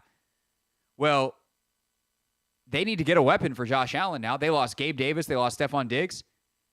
You tell me I get a guy, by the way, specific to Odunze, is apparently just an A-plus dude. like great leader. He's the guy that was like leading drills at the combine, was known in that Washington locker room as a tone setter with Penix and all those other dudes there. Like he was the guy. He's the alpha, but not in a diva receiver way. He's a guy you want in your locker room. He's everything that kind of the Bills are looking for after the Stephon Diggs experience as a player and as a person. And he only costs you how much money over the next 4 years, 5 years? Like he's not making over $10 million until at least his fifth year option as the 7th pick. Is that worth it? Yeah, it's worth it. If you are legitimately trying to compete this year and not waste a year of Josh Allen's damn near prime, if not actual prime, why wouldn't you go get Rome Odunze?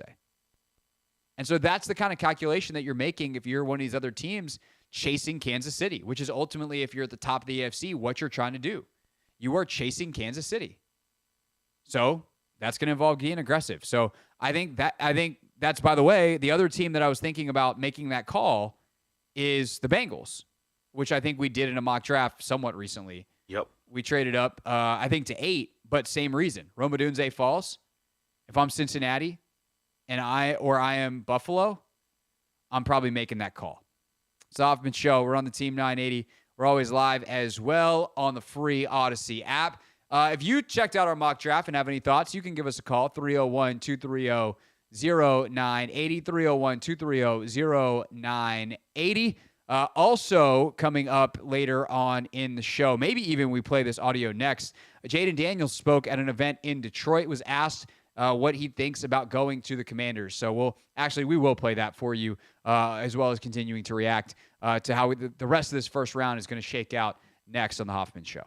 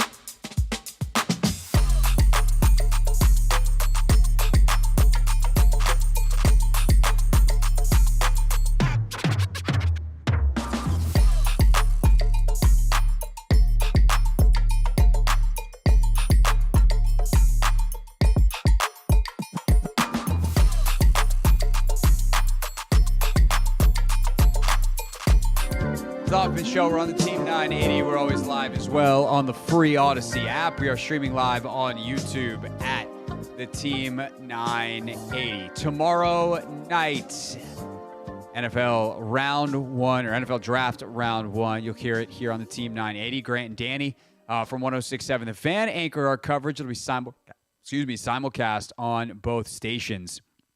Then Lynnell on late night Friday exclusively here on the Team 980. Kevin Sheehan, Denton Day, anchor rounds 2 and 3 with Lynnell taking over the late shift. And then Denton has you for day 3 on Saturday. We, of course, at this point expect Jaden Daniels to go second to the Commanders. Certainly still some pushback from some local reporters saying, like, I don't know where people are getting this because the top decision maker ain't talking. And I definitely can't let go of that with a little piece of my brain. But there's just so many people who are the insiders of the league. Adam Schefter's been hinting at it for a while. Peter Schrager, who's super plugged in. He was on McAfee, might have been on Eisen. He was on McAfee, I think, though, and said, I'm willing to put my name on it. Daniels is going to go too. So that's pretty hefty from Peter. So we expect Daniels to be the second pick. There's also some reporting from Albert Breer that Daniels and his agent have talked to the Commanders, and whatever bad blood or hard feelings potentially were assigned or were garnered from the Topgolf situation have been blown over, smoothed over. Everybody's cool. Daniels, if he's the pick, is going to be psyched to come to D.C. At least that's what we hear. But why not hear it from the man himself, Jaden Daniels, just a little bit ago, speaking at a charity event ahead of the draft in Detroit. If you went there and to help kind of revive the franchise and get that franchise back on top? It'll be fun.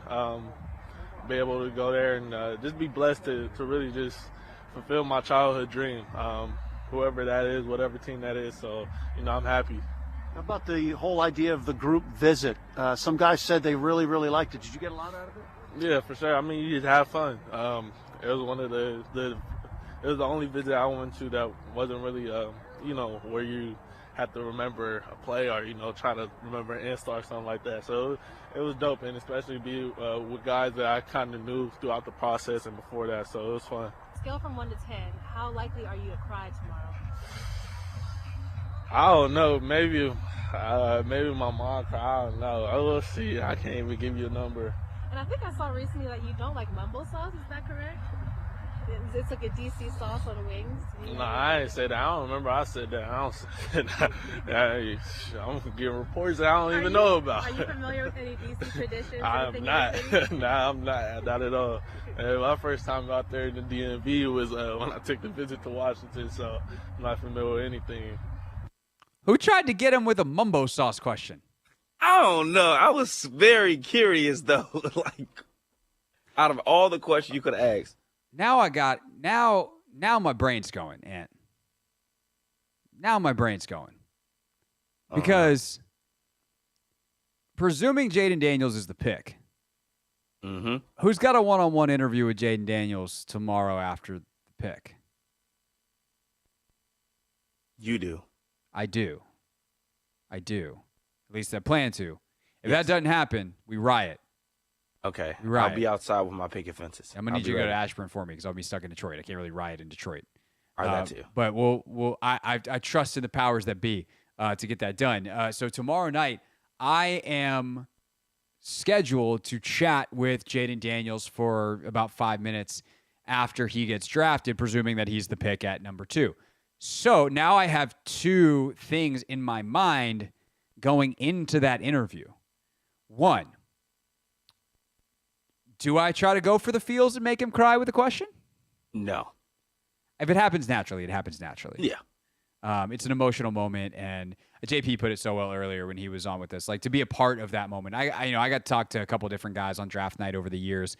We had Jamin Davis on the show, and the night he was drafted, he was just so, like, it's not like they were great answers to questions. Like, he was just so excited. He's just pumped. You also, they want to get out to their draft parties, whatever like that. But it'll be different being in person versus on the phone, getting a chance to say what's up to Jaden in person. But so I'm not gonna really gun for it and the emotions and really Tom Rinaldi it up on a question. Or Holly row it. Because Holly row. She knows how Holly's to good. get with you. I could. I have that in me. Okay. You know, Jaden, you've worked so hard to get to this moment. Thinking back to when you were a little kid, like, what's it mean to have your dream come true and to spend this time with people that mean so much to you? You know, something like that. You can play it up a little bit. Yeah. But far more on the reality of how we do this show. Do I need to go buy some mumbo sauce and bring it to me? Because you are going to be there. I wish I had more time, bro. Because he'll have to get the full experience. He got to actually have the chicken, the fries. You can't.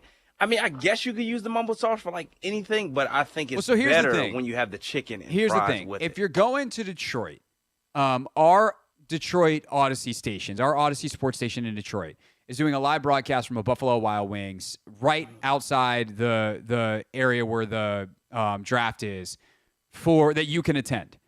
It's a draft party. It starts at 4. Whole deal.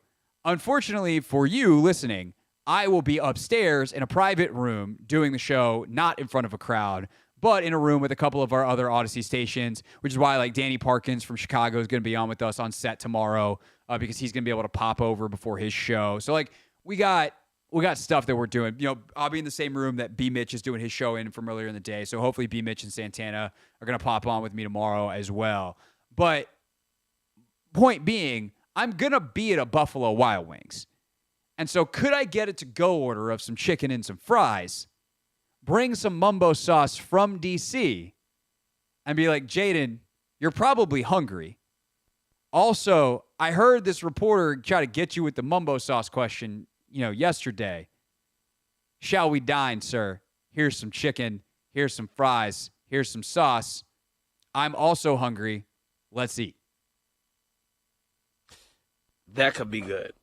I think it would be an incredible, I think you get a lot of I get a lot of clicks. Yeah, a lot of clicks, a lot of interaction. It feels cheap, but it also feels good. Yeah. It came by, it's not like we planned it. So I didn't plant that question. You did. I'm just here trying to get solutions, bro. Do you know where to acquire this mumbo sauce before you have to depart?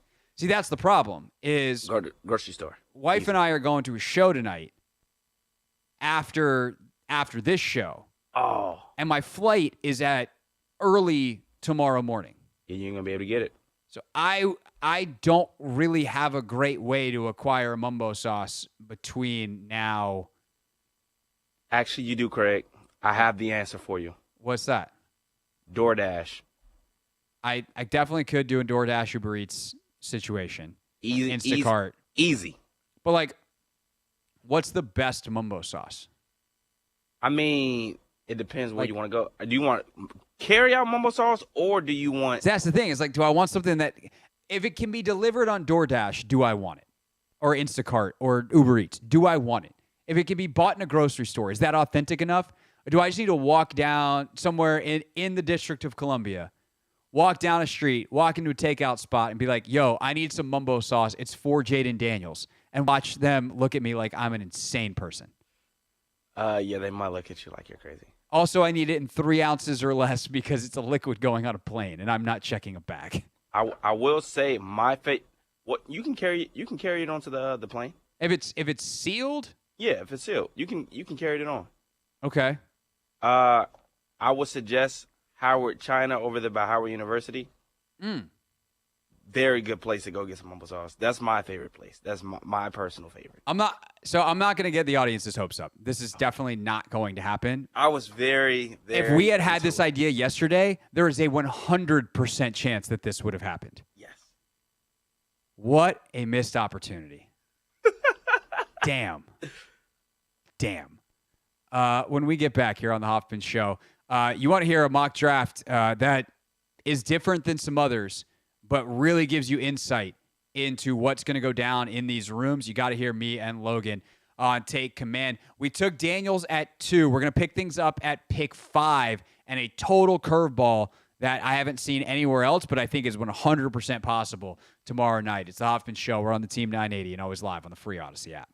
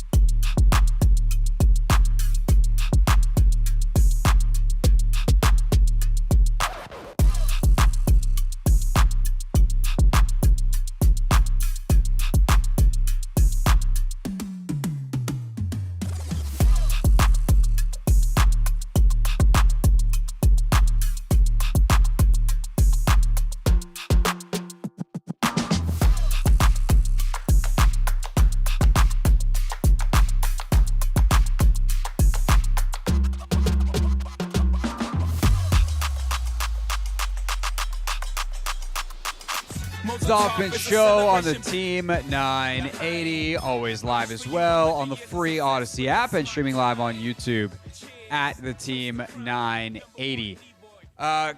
Big news out of Cincinnati. The official trade request, or an official trade request, has come in. Not that really means anything, official or not, from T. Higgins and Trey Hendrickson, two of their stars out in Cincinnati. Both want out on the verge of the draft, so we will continue to follow that story.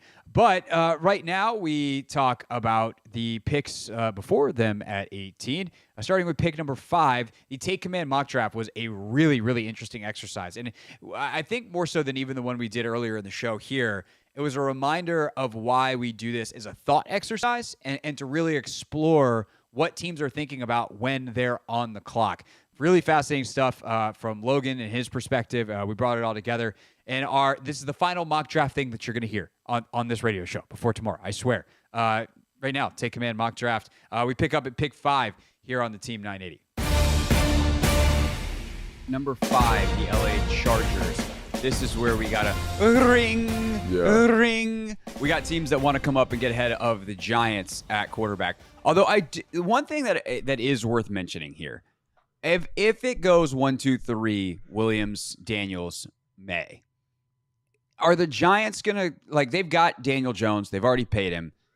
Are they a team that's going to want J.J. McCarthy with the way they run an offense, or are they willing to maybe take a swing on someone that's more of a flyer later, and then if it doesn't work out with Daniel Jones this year, they're just like, hey, we'll go into the quarterback draft next year? The idea that you have to get above the Giants, because if you are Minnesota and you are willing to wait, now, of course, you might be fighting off Denver or Vegas, and especially Denver trading up ahead of you, which is always the risk here. But are you willing to wait and take that risk? And then are the Chargers kind of screwed because they probably want to move down with where their needs are and the way this draft board aligns? Yeah, I think the Chargers probably want to move down. But again, if Joe Alt's on the board, do you just take Joe Alt and just put him at right tackle, or Malik Neighbors, who's this dynamic playmaker? I do think they're prime trade down candidate. I think part of it is because I think when you look at the offensive lines that Harbaugh has cultivated over the last couple of years, in college, when he was in Stanford, when he was with the 49ers, they are compiled of these kind of really big, nasty kind of dudes. And while I think Joe Alt's a good football player, I don't think that he kind of fits that mold exactly. So I think this is a really interesting opportunity to trade back. But I think you bring up a good point. If you're not convinced that New York's going to take a quarterback and you're Minnesota, why not just wait? I think JJ could hit a little bit of a slide. JJ Drake or whoever's not picked could take a little bit of a slide here, barring so another team doesn't trade up. So maybe it behooves them to be patient. I don't know. It's an interesting question for sure. Because I think if it's Drake, someone's going to go get him. And there are definitely teams that have JJ higher, but there are teams that are going to have Drake 1 on the board. Sure. And if that's the case, someone's going to go. And I also think that we know Minnesota and Denver love Drake. If they had their druthers, that's who they would pick. If it's Jaden, Vegas is going to do everything. If Vegas could offer their a Ricky Williams, Mike Ditka trade, their entire draft to Washington for Jaden Daniels, they would do that. They're not allowed to do that anymore. You think it's that level of draft offer? That's what they would want. They literally aren't allowed to anymore. I think there are rules against it. But what they will offer, I think, the maximum. Adam Peters is going to have to say no to a big freaking offer from Las Vegas for Jaden Daniels. Interesting. Yeah. I mean, that's where Jaden, I think, wants to be, based off the fact that Antonio Pierce is there, and that was the guy who recruited him out of high school. They're still super tight. Jaden Daniels was in the Raiders locker room after they won on week 18. Wow. Yeah, that's wild. So it's not, and to be very clear, that does not mean that Jaden, if he's drafted by Washington, is going to tank it because he wants out of here. He's not going to pull an Eli Manning or anything like that either. He'll dedicate his time and be a good teammate and be a professional, because that's who he is. There are no, I think anybody that's got a character concern about Jaden Daniels is misreading tea leaves, and by tea leaves I mean tweets. Yeah. But if this was free agency, I definitely think that's where it would go. And I think that Antonio Pierce, if this was free agency, he would convince Mark Davis and Tom Telesco, their general manager, to offer the biggest contract to Jaden Daniels. That absolutely is who they want. Yeah. So, and point being, with Jaden off the board, Vegas is less likely to be in that trade mix. So what do we want to do for LA, Telesco's former team, at 5? Do we want to just stick and pick, or do we want to say, all right, Denver or Minnesota is coming up? Or is there, like, I just kind of took a peek at the Jets draft picks. Like, all of a sudden, do they, like, hey, maybe we'll go up and take one of these top receivers ahead of Chicago at 9, for instance? Is there anybody else that you think is an interesting trade up or back partner? Yeah, I mean, I think the Jets are interesting for the reasons you laid out. Like, there's no team that feels like they're more all in than the Jets right now. But I do think they can get a dynamic playmaker at 10 with Brock Bowers, or an offensive lineman if that's the direction they choose to go. So I don't think there's an urgency there necessarily, not unless they have, Rome Odunze and those guys graded crazy high, which they might. But I think Minnesota's the team that I would definitely have circled here, and I do think they probably like JJ. I just don't know. Do you think New York goes quarterback? That's the thing to me that is a little bit dubious at the moment. Like, they could get a really good playmaker here for Daniel Jones, and like for a staff that needs to win now. You know what I mean? The staff that needs to win now. If I think of Dable and Drake is falling, and he's like kind of a Josh Allen prototype kind of player, right? He's in that mold. Then maybe. I don't know that JJ like fits what they do in the same way that a Drake May does. Now maybe Dable would change what they do and be a little bit more like play action heavy and kind of the stuff that JJ seems to be awesome at. But I tend to agree with you too. Like they committed to Daniel Jones 1 year ago. Yeah. And then he got hurt. So why wouldn't you give him the best chance possible to succeed? And the thing is, like, do you feel like that staff's on the hot seat? And if they are on the hot seat, then you have to go with Daniel Jones. And then I would almost say you have to draft the best playmaker available. So I don't think they're going to take a quarterback. And then I don't think Tennessee's going to take a quarterback. And you go down the list, and it falls to Minnesota. So if I'm Minnesota right now, I don't feel a sense of urgency after looking at that kind of relationship with Dayball and the longitudinal success of that organization. So if I don't know if there's an opportunity for the Chargers to trade down. So if I'm them, I'm probably taking who I think is the best player on the board, and that's Malik Neighbors. Now, I don't know if Harbaugh feels that same way, and if it's Harbaugh at that spot, you're probably picking the best offensive lineman available. A lot of people have that as Joe Alt. To me, Talisi Fuaga screams Harbaugh. Like, there's not a more Harbaugh-type player in this draft. And so I think he'd want to probably trade out, but it feels like, just from a play style, he'd be the guy that they'd pick there. That's what I would think. Do we want to get crazy and take Talisi Fuaga at 5? I mean, does that sound crazy when you say it out loud? Talisi Fuaga, top 5 pick? No. I mean, he's one of my favorite offensive players in the draft. And I think the thing about him that I like is the one qualm I have about him is he a true right tackle? Is he a true right tackle? And I don't know. I think he reminds me a little bit of Brandon Sheriff. Is that I was going to say it sounds familiar. That he could be an excellent guard, but I do think they're okay. They drafted Zion a couple years ago. He's playing guard for them. They've done a great job kind of building that group up. So you do need like a right tackle type of player.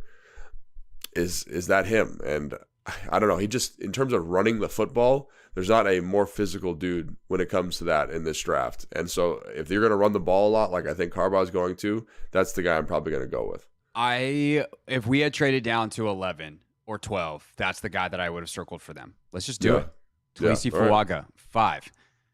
Okay, 6. Malik Neighbors, Giants. I don't know that we have to belabor that anymore. No, I think that's easy. He's the most talented player on the board right now. So all right, 7. Titans. Do they just go Joe Alt / do we go Joe Alt in the way that everyone seems to be putting Joe Alt there?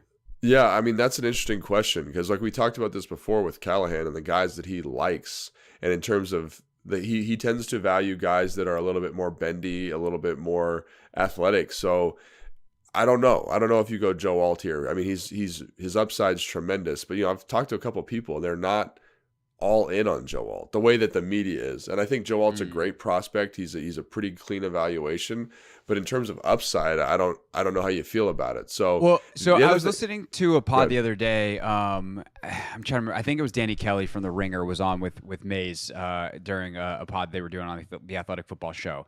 And like Alt was a tight end not that long ago. Right. So he's already this good and this clean of an evaluation, and he is a good athlete. And maybe he's lost some of his athleticism and some of his bendiness, from being a tight end as he's put on the weight to become a tackle. Like you would know that better than me from watching O-line tape. Right. But he's got some of the same intrigue with Drake May, where you're like, man, this guy's really raw because he hasn't been playing the position nearly as long as some of these other guys have been playing it their whole lives. So there is an upside element there. Sure. That is intriguing. The other thing I just want to point out there is Brian Callahan was part of that staff in Cincinnati. Which drafted Jamar Chase over Penei Sewell. And so if I'm looking at like guys that I feel really good about, like Roma Dunze, I feel great about. And I think with a young quarterback like, Will Levis, a guy that likes to throw 50-50 contested catch balls. Obviously Hopkins is on the last year of his deal there. Like that's probably the direction I go. Honestly, if I'm them looking at this board, that's probably what I would do. And I know Tennessee fans are going to freak out about that, but they just signed Ridley. That's the only thing that, like, do you sign Ridley? I don't know if that stops me from signing him, honestly. Okay. Like, I really Let's don't do know. it. Yeah. Screw it. Roma Dunze, Tennessee. This is becoming a wacky mock draft, and I love it. Okay, 8, Falcons. Dallas Turner is the most mocked pick here. Yeah. I'm going to throw 2 other names at you that I think are interesting. One is Byron Murphy. Who we're going to talk about again, possibly with Chicago if we don't take him here. But a explosive defensive tackle who is he's a beast. And he's been associated with, if he falls like to the Rams to replace Aaron Donald. Well, who was the DC in LA for a bunch of the last years when Aaron Donald was awesome was Raheem Morris, who's now the head coach in Atlanta. And the other one would be Kenyon Mitchell if they decide to go outside instead of inside at corner. I also know, obviously, Laiatu Latu is your favorite pass rusher in this draft and is everybody's favorite pass rusher outside of the medical. So those are kind of the 4 names in the mix here for me. Turner, who's kind of the obvious upside super athlete, not quite as productive as Latu for sure, and not nearly as polished, but there's higher upside at the position that it seems like they need the most. Latu, if their medical team clears him, could be the pick here. Or do you go off the board with one of those other 2 guys?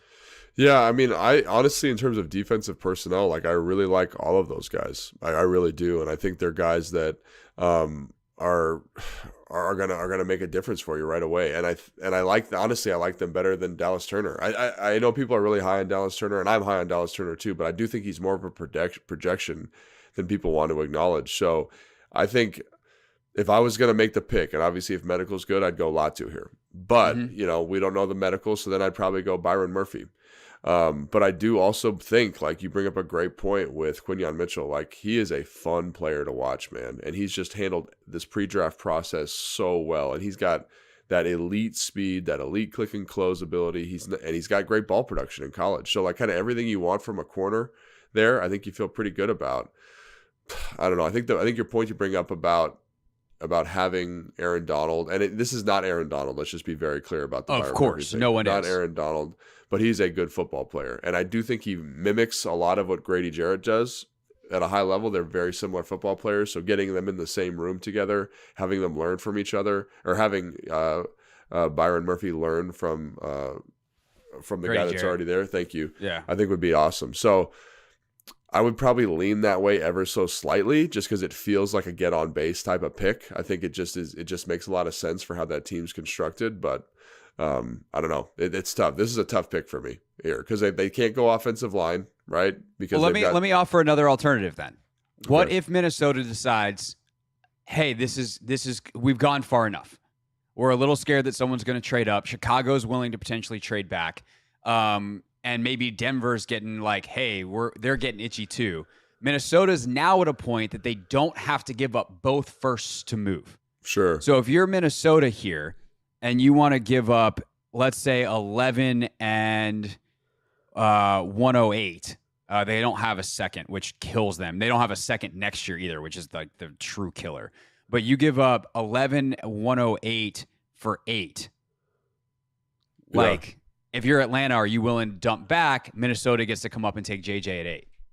Yeah, and just to be clear, there's no all the 3 receivers are gone. You know, they don't need offensive line help. They've made big investments there.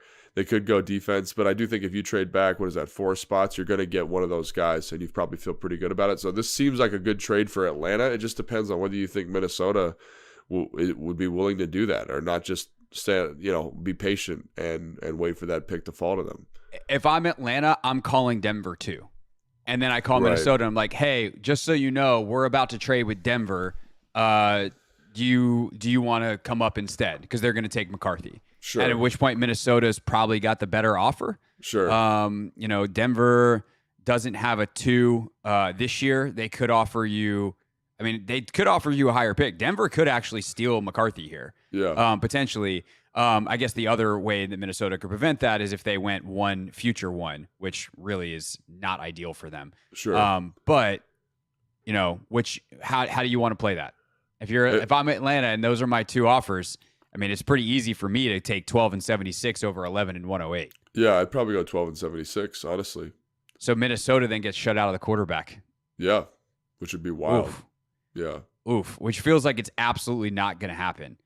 I mean, it could happen, though. I think that's the crazy thing about the draft, right? Are we doing this, or are we going to offer Minnesota? If you're 11 and 23 and that's it, or 11 and 1 next year, would you do? Man, if they did that'd be so wild. Do you think they could get away with going like what was it?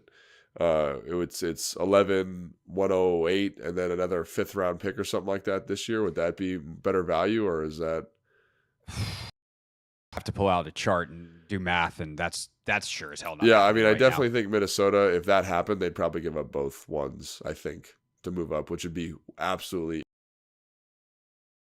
the way you played yourself kind of thing. Yeah. But then again, I mean, hey, if you have to give up just the 2 1s to get to 8 versus 2 1s and your future one to get to 3 or 4, that's still a win. Yeah, still a win. All right, so we're going to go 11 and 23. Yeah. But also, I guess 11, 23, and let's get 79 for next. Or maybe not. See, this is when it gets the PFF thing gets. I'm going to do 79. I'm just going to force the trade. But so something like that, where Atlanta's given up 2. It's 2 for 2, but it's 2 1s for a 1 and a 3, or maybe it's a future 3. Let's just do that. We're going to force this trade, and bang, Minnesota's on the clock. And JJ. Now you take JJ McCarthy. Yeah. Okay, so that leaves Chicago at 9. They're so pissed probably this happened. To an extent, I think that they're definitely pissed. But they have their choice of pass rusher, and they also have Byron Murphy on the board. So Chicago now, to pair with Caleb Williams, gets the best defensive player in the draft, however they grade it, because Kenyon Mitchell could be their guy. Like, they've got endless possibilities here. And they could also get a playmaker in Brock Bowers. This is the one I wonder if you just take Joe Alt here, because he's the best player on your board. You don't That's think he's also gonna be true. there. Like, they have a left tackle who's good, but this could be a guy that's like a generational piece to kind of protect Caleb Williams. So that's probably the direction I'd go here if I was them. And I know they have a guy that shouldn't stop you from drafting a guy like Joe Alt. You know what I'm saying? Yep. And obviously that would bookend tackles for the next decade if they get them both right, because they got Darnell Wright last year. All right, let's go Joe Alt then. The Jets are then pissed because they're like, yeah, we got Joe Alt. No, we don't have Joe Alt. Right. Which now means they have the same selection of tackles that everybody has given them, plus Brock Bowers. Which direction do you think they go? Tackle or Bowers? This to me feels like Brock Bowers is home to me the whole time. Like, just having the offense kind of being all in the way they are, the way Aaron Rodgers can maximize guys over the middle of the field. I think that's the direction you have to go. Okay, Brock Bowers, Atlanta 11. Now you got the same. See, this is how it works for Atlanta. They're psyched because they still got Murphy. They still could go down. We have it right now, or Kenyon Mitchell. So which of those? Same discussion, but now I'm going to make you pick one. Yeah, I think I'm going to go again. A guy on my board at this point. Like my board is somewhat relative. Like, I don't know the injury history, but his film is so good, and I think he's a different.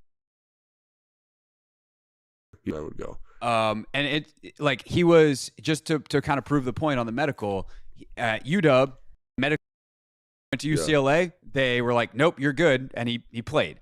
And it could go, like John Allen had injury questions coming out, and then he's playing well. Leighton Vander Esch had neck issues coming out, and he just retired 5 years into his career. So we'll see which way it goes with Latu, who does have some neck issues that are there. Okay, Broncos 12 is we gotta scoot through the rest of this thing. Scoot. So I just wanted to see who they had at DB. Honestly, that's what I was checking out right now. So I don't know. Having like here at this pick, that just seems like a devastating combination, especially in that division. That's probably the direction I would go. Honestly. All right, so Kenyon Mitchell, the Raider. I think this is too rich. I think they go a different direction. If I was them, I would go whoever the best lineman on my board is here, because you have all of them except for Fatanu. Oh, dude, Troy Fatanu would be awesome. Olu Fashanu. Yeah, I'd probably go Troy Fatanu just because he gives you so much flexibility across the front. Yeah, again, I love him as a prospect, so easy pick there. I think Saints, same thing. I'm going back to tackle. I think. Oh, dude, if Fashanu's here, yeah, they're doing backflips, right? Because they've been able to figure out left tackle. Their right tackle's retiring. They're feeling pretty good about it. Done. All right. This is an interesting spot for sure. I think the Colts are dying for Kenyon Mitchell to fall. He does it. To me, this comes down to wide receiver DB. Do you give Anthony Richardson, Brian Thomas Jr. to launch footballs to the moon to? Oh my God. Brian, run, Anthony, throw. Or do you go DB and take like a Terrion Arnold, who's probably the best corner on the board now that Mitchell's gone? I mean, or do you go Dallas Turner here? I mean, like in terms of traits, you guys, I know get that's a not fast guy on that turf. That's like not a need for them, but they do like guys with tremendous trait. Guy that I think is tremendously gifted. That'd be pretty wild, honestly. That'd be pretty cool for them. I'm trying to see. Yeah, I'd go Dallas Turner here. I would. Okay, I like that. Which probably, man, the Seahawks are like, yes, no, because they've got a need at edge. I'm going Jared Verse here. Yeah. I could see they them need going, O-line. They need guard, right? Go to offensive line real quick. They do need guard. So this is another interesting spot for a Graham Barton potentially, or a J.C. Latham if you think he's a guard. Yeah, that's what I was about to say. But I do think that one of the things they've done at guard is they just get these massive people moving guards, and J.C. is that needed to, right? Like, let's say, for example, you draft Christian Haynes later, then you get a guy who's pretty good at football. That feels like me. All right. Jacksonville at 17. Spot to watch, I think, for Cooper DeJean. They need DB help. Yeah. And whether corner either. They also could go and they could go edge with Verse. Wide receiver. As they obviously lost Ridley in the offseason. Yeah, probably too rich for any of the receivers that are here, unless they lost Brian Thomas. Yeah, Brian Thomas, in terms of value right now in the draft, is at DB with Terrion Arnold or Cooper DeJean. Like, kind of your flavor goes there. I think this feels a little rich to me for Cooper DeJean, but I will say this: Terrion Arnold and Cooper DeJean are very certain. They're both kind of slot players. I think Cooper DeJean brings more flex, depends on how you want to use him, and what kind of playmaker you think he's going to be. So I would leave that to you, Craig. I'm going to go Terrion Arnold. I think probably the better chance of playing outside corner, Sure. even if both guys could wind up as slot, nickel, hybrid type of players. I think Terrion Arnold's got the better chance outside, so I'm going to go the more traditional corner there. Bank 18. So if interior defensive lineman is so happy right now. Yeah, I'd probably go Byron Murphy, honestly, unless who's tackle. They brought in Trent Brown, and they have Orlando Brown there, so they are okay. They can get through a season with those guys. So I think you go, hey, best player available is probably Byron Murphy. Feel pretty good about that. I don't know that Murphy's going to be available for them at 18. I think we've made a mistake But far. that, I mean, every time you do a mock draft, like that always happens. You're like, this guy's still here? Like, what is happening? Like, what's going on? So yeah. But then exactly on the clock at 19, they could go Mims if they wanted to go tackle. But I think Johnny Newton out of Illinois at defensive tackle to be that kind of that 3-tech replacement for Donald is probably the right guy here. Yeah, I don't know. I mean, this feels a little bit rich for me, but I know they like obviously PFF really likes Newton. What else do they need? They need tackle, D-line, linebacker, corner. I mean, they've done well with some of these move pieces before. And a guy like DeJean is interesting there. That's what I was going to say. I was like DeJean, I think that has some familiarity with kind of that Jalen Ramsey, like hybrid slot type guy. Like he would be excellent in that role, I think. And again, I don't know what their defensive scheme looks like with Raheem Morris moving on, but that flexibility in that defense, and they need to get better in the back end. And again, I think Cooper's perfect for that. So that's probably what I would do if I was them. Buy me another 5 seconds here let's see. They brought in Chris Shula to be their new defensive coordinator, but didn't they bring Brandon Staley back too, or where did he wind up? I don't know. That's a great question. Wait, that's right. He went to San Fran. So he's there. But yeah, that. All right, 20 Steelers. Wide receiver, they could go Brian Thomas Jr. For sure. The other big one is center that a lot of people have going there, or tackle. This so you could go Mims, you could go Graham Barton. Yeah, Graham Barton to me. I think Graham Barton, people sleep on him. He's just, to me, he's like the most get on base pick of all time. Tackle. I mean, let's see who we got. We got Mims. Mims. Mims would be the tackle here. So interesting, but stylistically, because they run so much outside zone, I don't know if Mims fits. Does that make sense? What I'm saying? Like, yeah, I think they might want to go a different direction. So defensive interior. This might honestly, like, depending on how they evaluate Newton, like I think this is a little high for him, but it fills a need. He's a good player. He's a nice penetrator. He's got a good feel. Maybe that's it. Who are the other interior players here? Let's see. I mean, I think Newton's the clear next guy. Yeah. God, if Barton drops to them with what they do. Yeah, they would love Barton. I'm saying interior guard offensive or center. Lineman? Yeah. You're looking at like Jackson Powers Johnson, Zach Frazier, Christian Haynes, so probably a little rich for those guys. Yeah, probably. So yeah, I'd probably go Newton here. That feels like a good spot for him. Feels worth mentioning that maybe if Miami doesn't like anybody, like could Washington trade up to 21 and get Mims, and give up a third, because remember Miami's third is gone because this cap stuff that they got stripped. So they definitely would be interested. Do we want to do that? Or is this a little rich, do you think, to give up? I think it's a little rich, honestly. And I do think that Guyton and Mims both could take a little bit of a slide. And so I'm not saying they're going to get all the way through here, but let's say, for example, you wanted to trade with Atlanta. Like, because let's say, this hypothetically, like Philly takes Guyton here. I do think that, hypothetically, we don't have to do that, but I'm just saying, like, then you would trade with Atlanta and be in a better spot to get that taken care of, I think. Yeah. All right. So Philly, Verse is probably the best player on the board. They definitely could use some help at DB. So a guy like Nate Wiggins. I love Nate Wiggins for them. The only problem is he's not a big tackler, but I think Nate Wiggins as a fit from a coverage standpoint in the division, especially with like CeeDee Lamb, like he's the best cover player in the draft. Now, corner is more than just coverage, but he's a very dynamic player in that regard. I'm definitely good with going Wiggins there for Philly.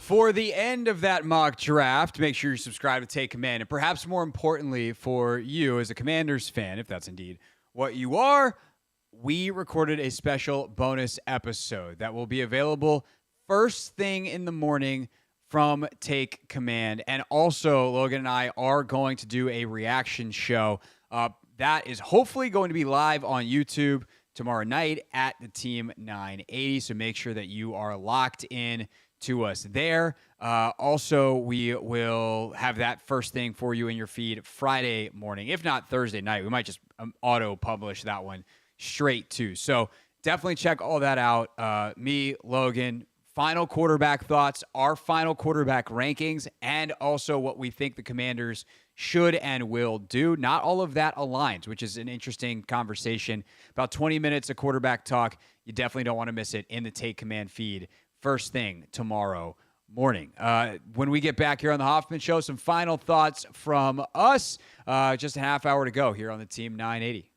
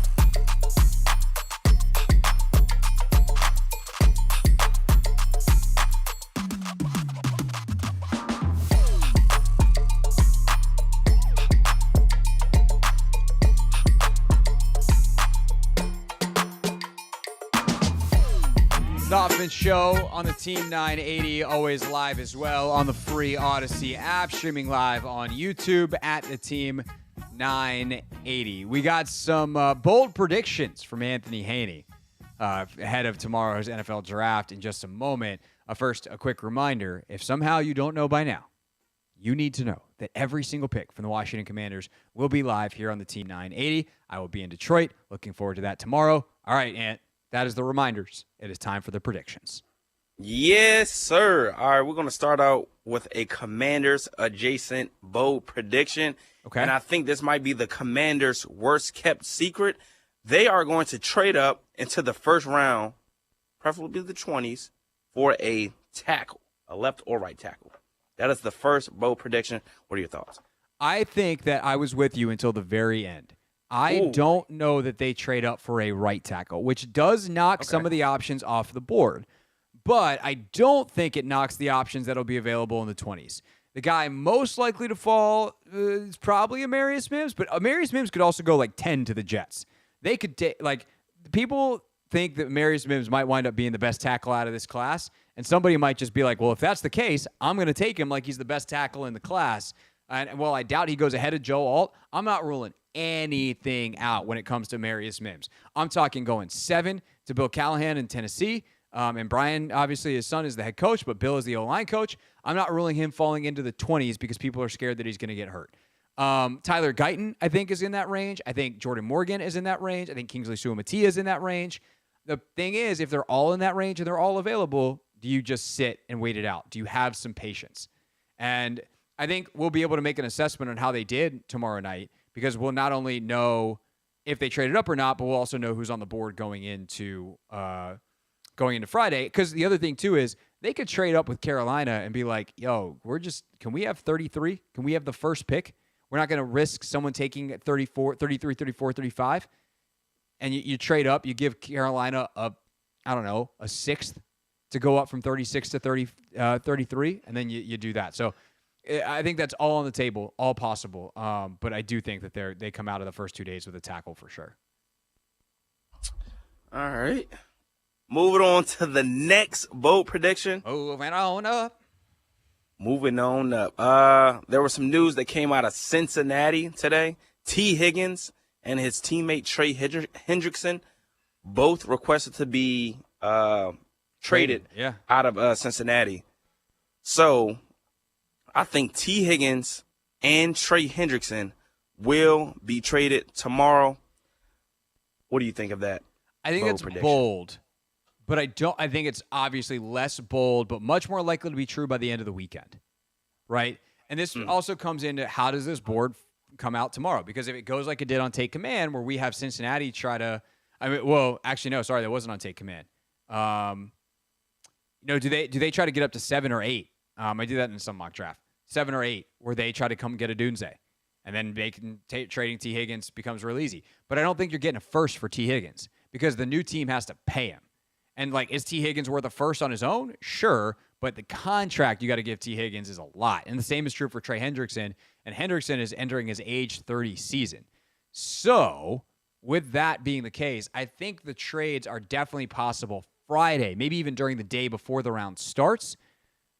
But I also wonder, if you're Atlanta and Hendrickson is now on the market, and that assumes that Cincinnati is willing to grant this trade request, which we also don't know. Atlanta doesn't have a ton of space, but you can always get creative with the first years of the contract. They have much more space next year and could create more by moving on from Grady Jarrett. So do you, if you're Atlanta, say, we'll give you our second for Hendrickson straight up, and if I'm Cincinnati, I'm trying to kill two birds with one stone, especially if Odunze is on the board at 8. I'm calling Atlanta and being like, we'll give you 18 and Hendrickson for 8 and 43. So you get a player and our first rounder for your first and your second. Now, if I'm Atlanta, I'm like, no. Why would I just do Hendrickson for 43 and we're on? But if you're Cincinnati, maybe you sweeten the pot with another third or a future second. There's some things you do that you're willing to do if you're going to go up to 8 and get Joe Burrow. Tyler Boyd already left. You got to pay Jamar Chase soon. It's why you're not paying T. Higgins. I could see if Odunze falls, Cincinnati trying to work something out and that getting to Atlanta's spot. And if I'm Atlanta, I definitely do want Hendrickson if I can make the money work. Man. Things are going to get interesting tomorrow. These guys have been the talk of this entire draft process, the quarterbacks. Bold prediction number 3. There will be 6 quarterbacks taken in the first round. I would bet if the over under is 5.5. The number is 5.5. I'm going under, but I'm scared about it because I definitely think it's possible. I think part of this is going to be late sweating from does Vegas trade back into the first round for Penix? I heard someone earlier today say like, hey, there's not such thing as a real second round quarterback, right? Like you're either good enough to go in the first or you wind up falling to like day 3. And outside of a Drew Brees or a couple other rare exceptions, the guys who go at the top of the second round typically just aren't good enough. And so if they think that they're worth it, they're going to trade back up into the first round. Knicks is the one I really wonder about, though, because if I'm Denver and McCarthy's gone, can I get back? Because they need to recoup draft capital. Sean Payton never trades back. But can I get back and still get Knicks and let someone else come up and get a tackle or a corner or whoever they want? So I think that's the one to watch out for. Like, what does Denver do? And then, like, there's some wild card teams. Like, do the Rams take a Bo Nix? Like, that's interesting at 19. So I think those are some of the Giants, things. too? Do the Giants trade back into the first? I think that's a possibility. Or do they just take a quarterback at number 6? Or trade up, I guess. Well, the thing is, like, is McCarthy falling to 6? Because if not, like, I guess that's another thing, too. That's a good point, though. Let's say McCarthy falls to 6. Minnesota doesn't make the trade. They call the Giants bluff. Giants call their bluff and like, we got J.J. McCarthy. Now Minnesota is looking at Knicks at maybe not even 11. If I'm Minnesota, do I risk waiting until 23? Or with Denver sitting right behind me, do I just take him at 11? Probably just take him at 11. Yeah. And then Denver's like, I don't know, do they want Penix? So gets real weird real fast. That's kind of the thing. There always seems to be one chair short in the in the go around.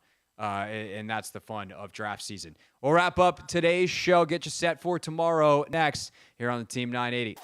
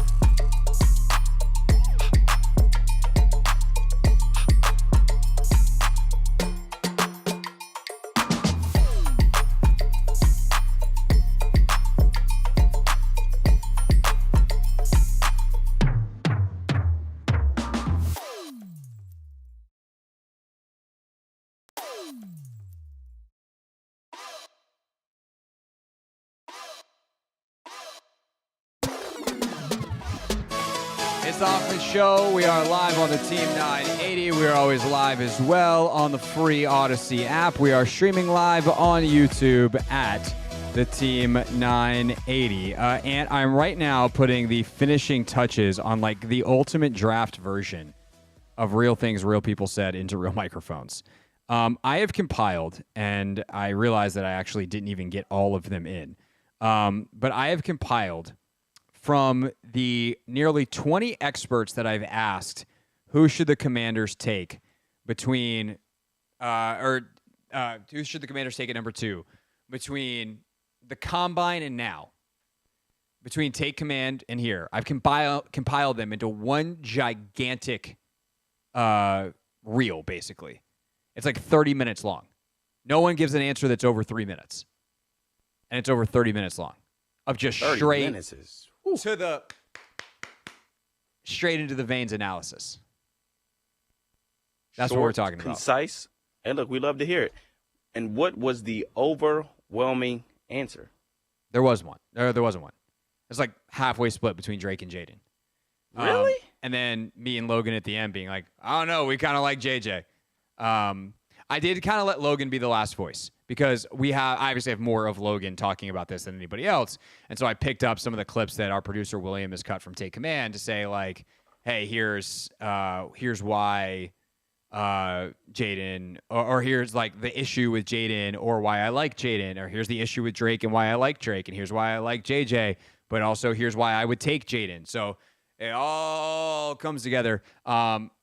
I actually want to ask the boss what he thinks, but I'm also going to ask you, like, should we just play this tomorrow? I feel like 30 minutes uninterrupted is a long time. So what we'll probably do is pick some of the best of these. Yeah. And pick some select cuts to play. Probably not go a full 30 minutes of, hey, here's a bunch of experts that we've talked to over the course of 2.5 months. Here's what they think. Ta-da! So we'll kind of pick a best of. And air some of that tomorrow. But I am going to put the entire compilation on YouTube at Craig Hoffman, so definitely check that out there.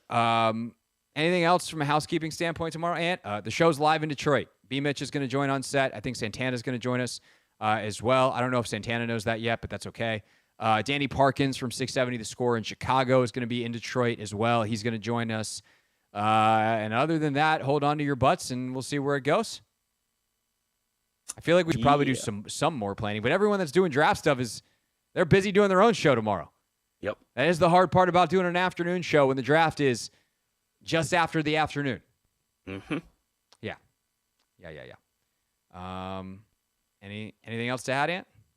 I don't think I have anything to add as okay. The final countdown is how many hours? 24, 25? 25, basically. It starts at 8. So. Okay, so 25 hours and 7 minutes and 30 seconds. That's good math. Yeah, that was great. Again, make sure you're subscribed on YouTube at the Team 980 at Craig Hoffman for a bunch of stuff that we'll do on the digital side tomorrow, and Instagram at the Team 980. Going to be posting up some stuff from behind the scenes, capturing fans and just kind of what happens, and then our chat with the pick that goes live on everything tomorrow night as soon as we can get it up. So. Excited for that. I'll join BetMGM tonight, tomorrow on the BetQL network as well. So if you want my thoughts on the draft and you can't find it tomorrow, you need to look a little bit harder because they're going to be there. Real things. We're not going to suck this year. Real people. 5 and 11, not very good. Said into real microphones. You know, the culture is actually damn good. All right, and as the people on YouTube can see, I'm operating from the home studio today because I am running around like a chicken with my head cut off trying to get packed, which means you get to drive on Real Things. All right, here we go. So the first clip is going to be a happy birthday to Field Yates on ESPN Get Up this morning. I saw this. This is incredible. He's still being carded as a 37-year-old My guy turned 37 today, and this happened. Back on Get Up, and I interrupt the proceedings to present Luke's favorite thing of the morning. Shefty, will you please explain to everyone what this post you put up yesterday is? Yes, Green. Yesterday was Field Yates' 37th birthday, and we were walking to go tape a podcast, but we had to walk through the ESPN Bet Casino to get there. And as we were walking through the casino, that woman there was doing her job, enforcing what it says on the sign, must be 21 years old to enter. And so Field was coming in. She stopped him and asked to see his ID 16 years after he turned 21, but there is a reason why Marcus Spears calls Field Yates babyface, and you have it right there. Happy birthday, Yates. By the way, ma'am, Thank you you did so the much. right thing. I would have carded him too. Me too. Hey, Phil, by the way. Thank you, Ars. You look crispy in that picture. I just got to say, you look crispy. I appreciate that. I appreciate you all saying that. It actually got worse this morning, guys. This morning I walked over to get a coffee at Starbucks, and the barista asked me if my parents allowed me to have caffeinated beverages. She offered me decaf coffee instead. I said no. I'm of age to drink caffeine, so maybe a little light on the caffeine, but it got me through the morning at the very least. Okay, now we're talking. Happy birthday, Yates. A classic, but wait, there's more. I know the feeling oh too well. I was about to say, Ant, when was the last time you got carded? I actually walked into my brother's birthday was about 2 weeks ago. Uh-huh. And I went to I dropped him off at the BetMGM, and I got carded there. Dang. I mean, they're supposed to card everybody, but, they stopped me. They definitely don't. Yeah. Yeah, they Sorry, definitely MGM folks. But they carded me for some reason. I didn't take it because personal. you definitely look like you could be underage. Yeah, I get it a lot. Sometimes I get, 16, 17, 18, like. They don't call him Baby Ant for nothing, boys and girls. Yeah. All right. Tomorrow, it's the NFL Draft. The day we've all been waiting for. It's here. I'm live in Detroit. We'll see you there, 4 p.m. Do not be late. The Hoffman Show on the Team 980 and always live on the free Odyssey app.